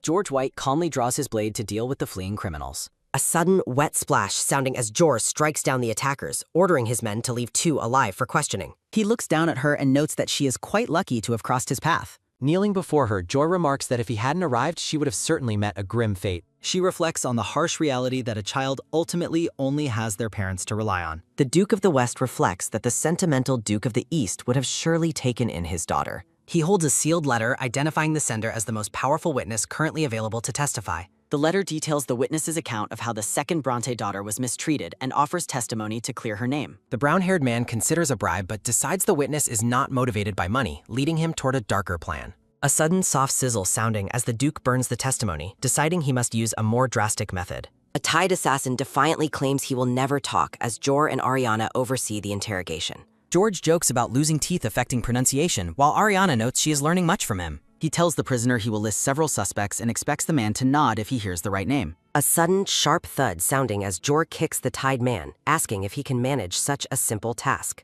Jor offers a confident, knowing smile to his sting. Ornate floral patterns frame the tense atmosphere of the interrogation room. A sudden, loud bang sounding as the Duke of the East bursts in, frantically calling out for Ariana. Ariana greets the Duke as he finds her safe and sound beside the kneeling Jord White. The purple-haired man gazes at her with a face full of worry and release. Ariana offers a quiet apology for causing him such deep concern. She explains that Jor ensured her safety, causing the Duke to react with visible shock at the news. The Duke angrily points out her scraped wrists, refusing to believe she wasn't harmed during the ordeal. Jor playfully warns that the Duke's fussing might pull her arm off, while Ariana reassures her father she is fine. Jor jokingly asks if the Duke is showing favoritism toward the pretty Duchess, claiming he'll cry if the discrimination continues. The Duke gently leads Ariana away, insisting that she doesn't need to witness such a dark and horrible scene. A sudden sharp ring sounding as a vibrant blue energy ripples across the screen. George White and the purple-haired Duke of the East convene in a dim, stone-walled room. Leaning down, the blue-haired Jor White remarks that Ariana is even prettier than the rumors suggested. George White claims that he is responsible for making Ariana the person she is today. The Duke of the East watches Jor White with a mixture of suspicion and curiosity. Jor White approaches a bound captive eager to extract information to aid in the upcoming custody trial. The Duke of the East kneels before Ariana, his heart breaking as he examines the raw wounds on her wrists. A sudden, loud shout sounding as the Duke of the East reacts with frantic, exaggerated concern for Ariana's injuries. Ariana flinches in surprise at her father's sudden and overwhelming outburst of emotion. The Duke of the East immediately softens his voice, apologizing for startling her with his loud protective instincts. Ariana looks away with a somber expression, simply stating that she isn't okay. A close-up reveals the deep jacket scars from the ropes that once bound Ariana's small wrists. She reflects on the terrifying moments in her past where she came face to face with death. Ariana remembers the agony of having to perform her own crude surgery on festering wounds while trapped in a cave. She recalls her cold interactions with the Duke of the West, who held out a scroll as if she were a mere tool. The blonde-haired Duke of the West walked away from her, treating her existence as a calculated means to an end. To him, Ariana was a being born for a singular purpose, and without it, she was considered entirely worthless. Back in the present, the Duke of the East guides Ariana through the palace courtyard as a woman calls out her name. A sudden soft rustle sounding as Rachel Bronte pulls Ariana into a tight, tearful embrace. The Duke of the East gazes at Ariana with profound sorrow, apologizing once more for failing to protect her from such harm. Ariana stares blankly with her bright blue eyes, her past trauma still weighing heavily on her mind. She tries to minimize her suffering, reasoning that she didn't die and wasn't technically tortured, so the injuries are minor. Her face remains stoic as she tries to convince everyone, including herself, that she is fine. A sudden soft tremble sounding as her hands shake uncontrollably despite her attempts to appear strong.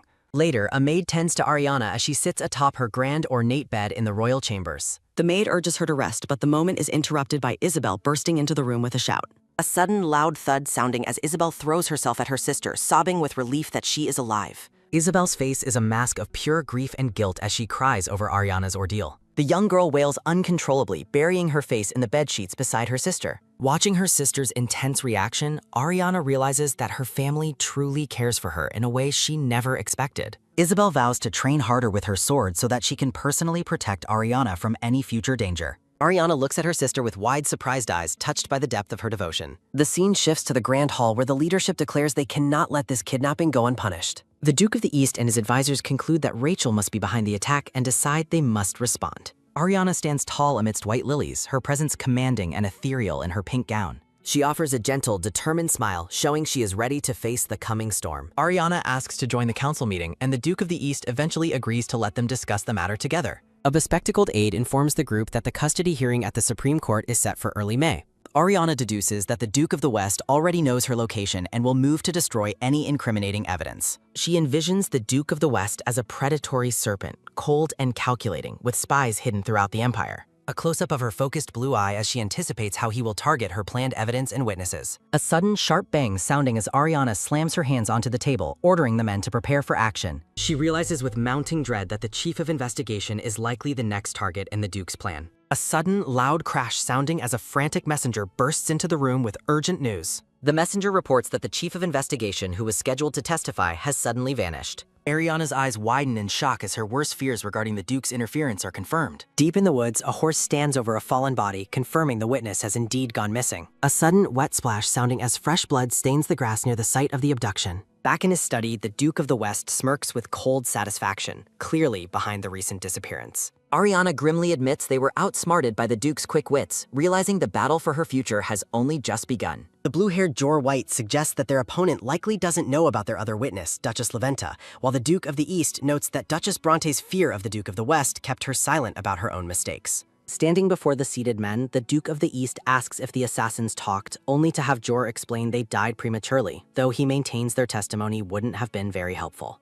Ariana stands in quiet contemplation, her small arms wrapped in thick white bandages as she listens to the news of the assassins' deaths. She envisions the Duke of the West as a looming, cold figure, his immense power casting a long and terrifying shadow over her life. A sudden sharp crackle sounding as jagged lines of tension pulse through the air. A close-up of Ariana's focused blue eye as she calmly reminds the men that they still have more witnesses to rely on for the trial. Jor White recalls that Duchess Laventa and several other nobles attended the garden party that day and asks Ariana if she remembers them all. A sudden soft hum sounding as Ariana offers a confident smile, explaining that she meticulously memorized the list of attendees in anticipation of this very moment. The Duke of the East looks on with an expression of pure shock, a single bead of sweat rolling down his face as he realizes how prepared his daughter truly is. Jor White jokingly predicts she will soon push him out of the succession, but Ariana quickly reassures him that she has no greed for the position of heir.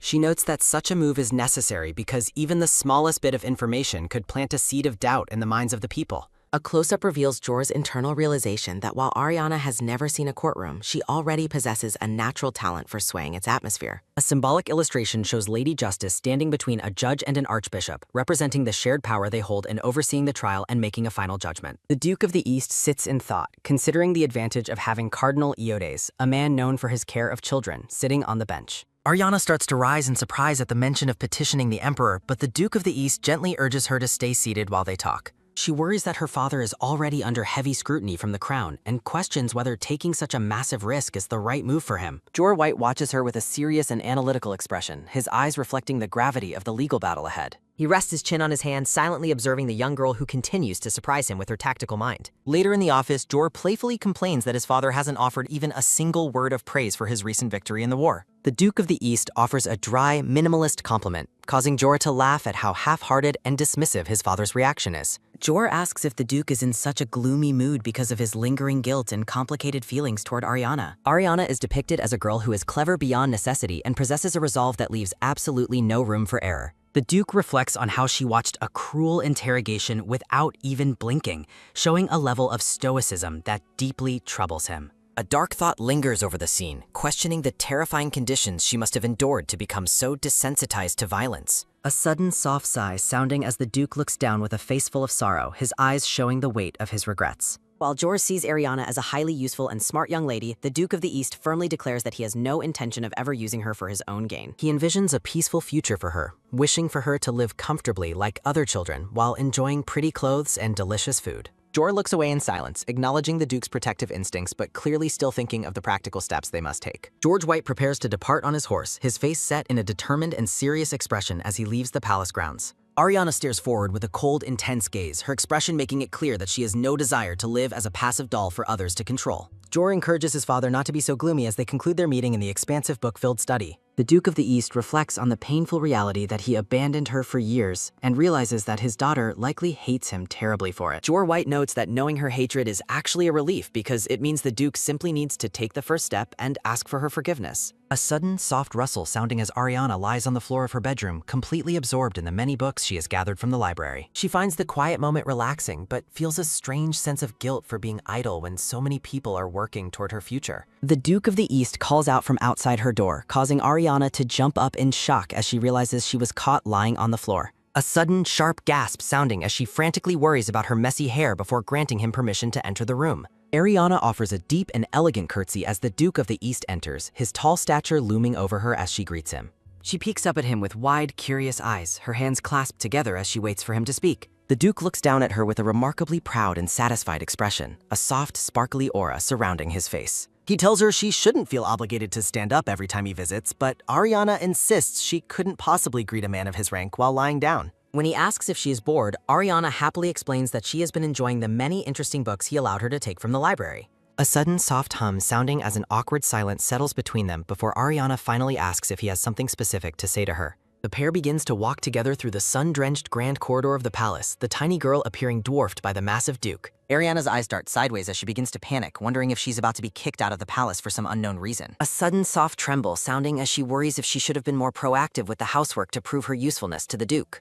From behind a grand pillar, the dark purple-haired Isabel spots them and watches with a look of pure shock on her face. A sudden loud eek sounding as Isabel shrieks and sprints away in a panic, leaving Ariana and the duke staring after her in total confusion. Ariana reflects on how Isabel usually runs toward her with excitement and wonders why her sister is suddenly acting so terrified and distant. She stands frozen in the hallway, her wide blue eyes following her sister's retreating form as she tries to make sense of the strange encounter. The scene is filled with vibrant streamers and balloons as a surprise celebration begins. Ariana stands motionless, completely overwhelmed by the unexpected festive display. A sudden soft rustle sounding as the dark purple-haired Isabel embraces her sister, explaining that they kept the party simple because her existence hasn't been officially revealed yet. The Duke of the East approaches, carrying a large gift box wrapped in a pink ribbon. He stands before the young girl, his tall figure casting a protective shadow as he offers the present. A close-up of Ariana's wide blue eye reflects her disbelief. A sudden, soft thump sounding as he presents the box, noting that she likely never received proper gifts in the past. He tells her that for the first time, he is finally able to congratulate her on her birthday in person.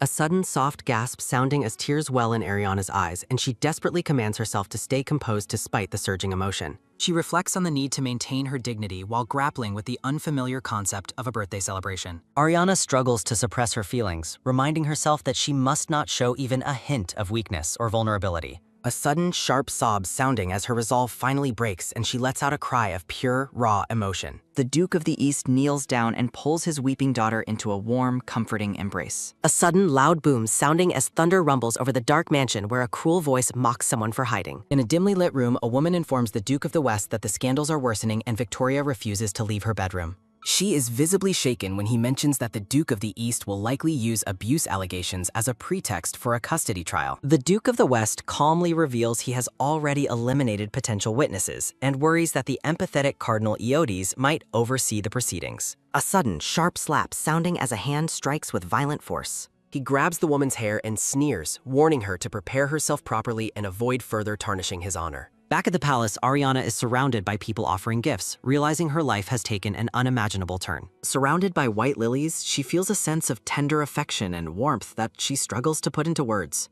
Ariana offers a soft, genuine smile. Her small hand rests gently atop the large gift box. A sudden soft hum sounding as she laughs, admitting to herself that she is entirely unprepared for such happiness. Later in her room, Ariana collapses onto her bed, feeling completely drained after the long day of celebrations. She stares quietly at the gift given to her by the Duke of the East. A sudden soft rustle sounding as she begins to untie the ribbon to see what is inside. Inside the box is a pale green teddy bear, and she recalls Isabel mentioning that the color would suit her perfectly. Ariana smiles at the stuffed animal, amused that her father still views her as such a young child.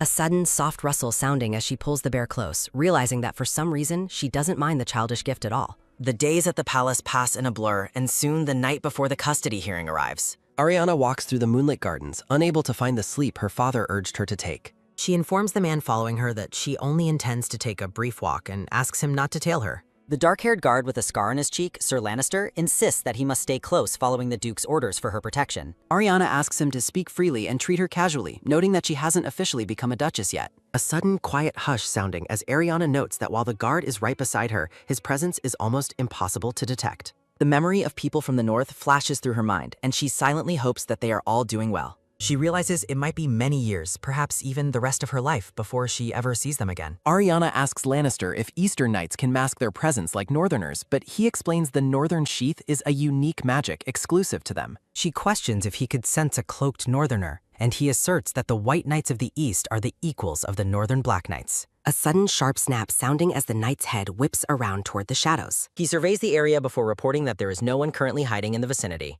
Close-up of Ariana's focused purple eye. She reasons that the man she is thinking of is far too busy to be loitering around the eastern lands. She envisions a silver-haired man in ornate white and gold armor, his expression calm and noble. When Lannister asks if there is someone from the north she fears, she reassures him that no one there would ever wish her harm. The pair continues their walk through the silent blue-tinted palace grounds. A sudden soft rustle sounding as they pass statues that Ariana finds unsettling in the darkness of the night. A sudden, sharp click sounding as a voice from the shadows asks if she is having trouble sleeping. The blue-haired Jor White leans against a statue, advising her to get some rest since she is scheduled to depart early the next morning.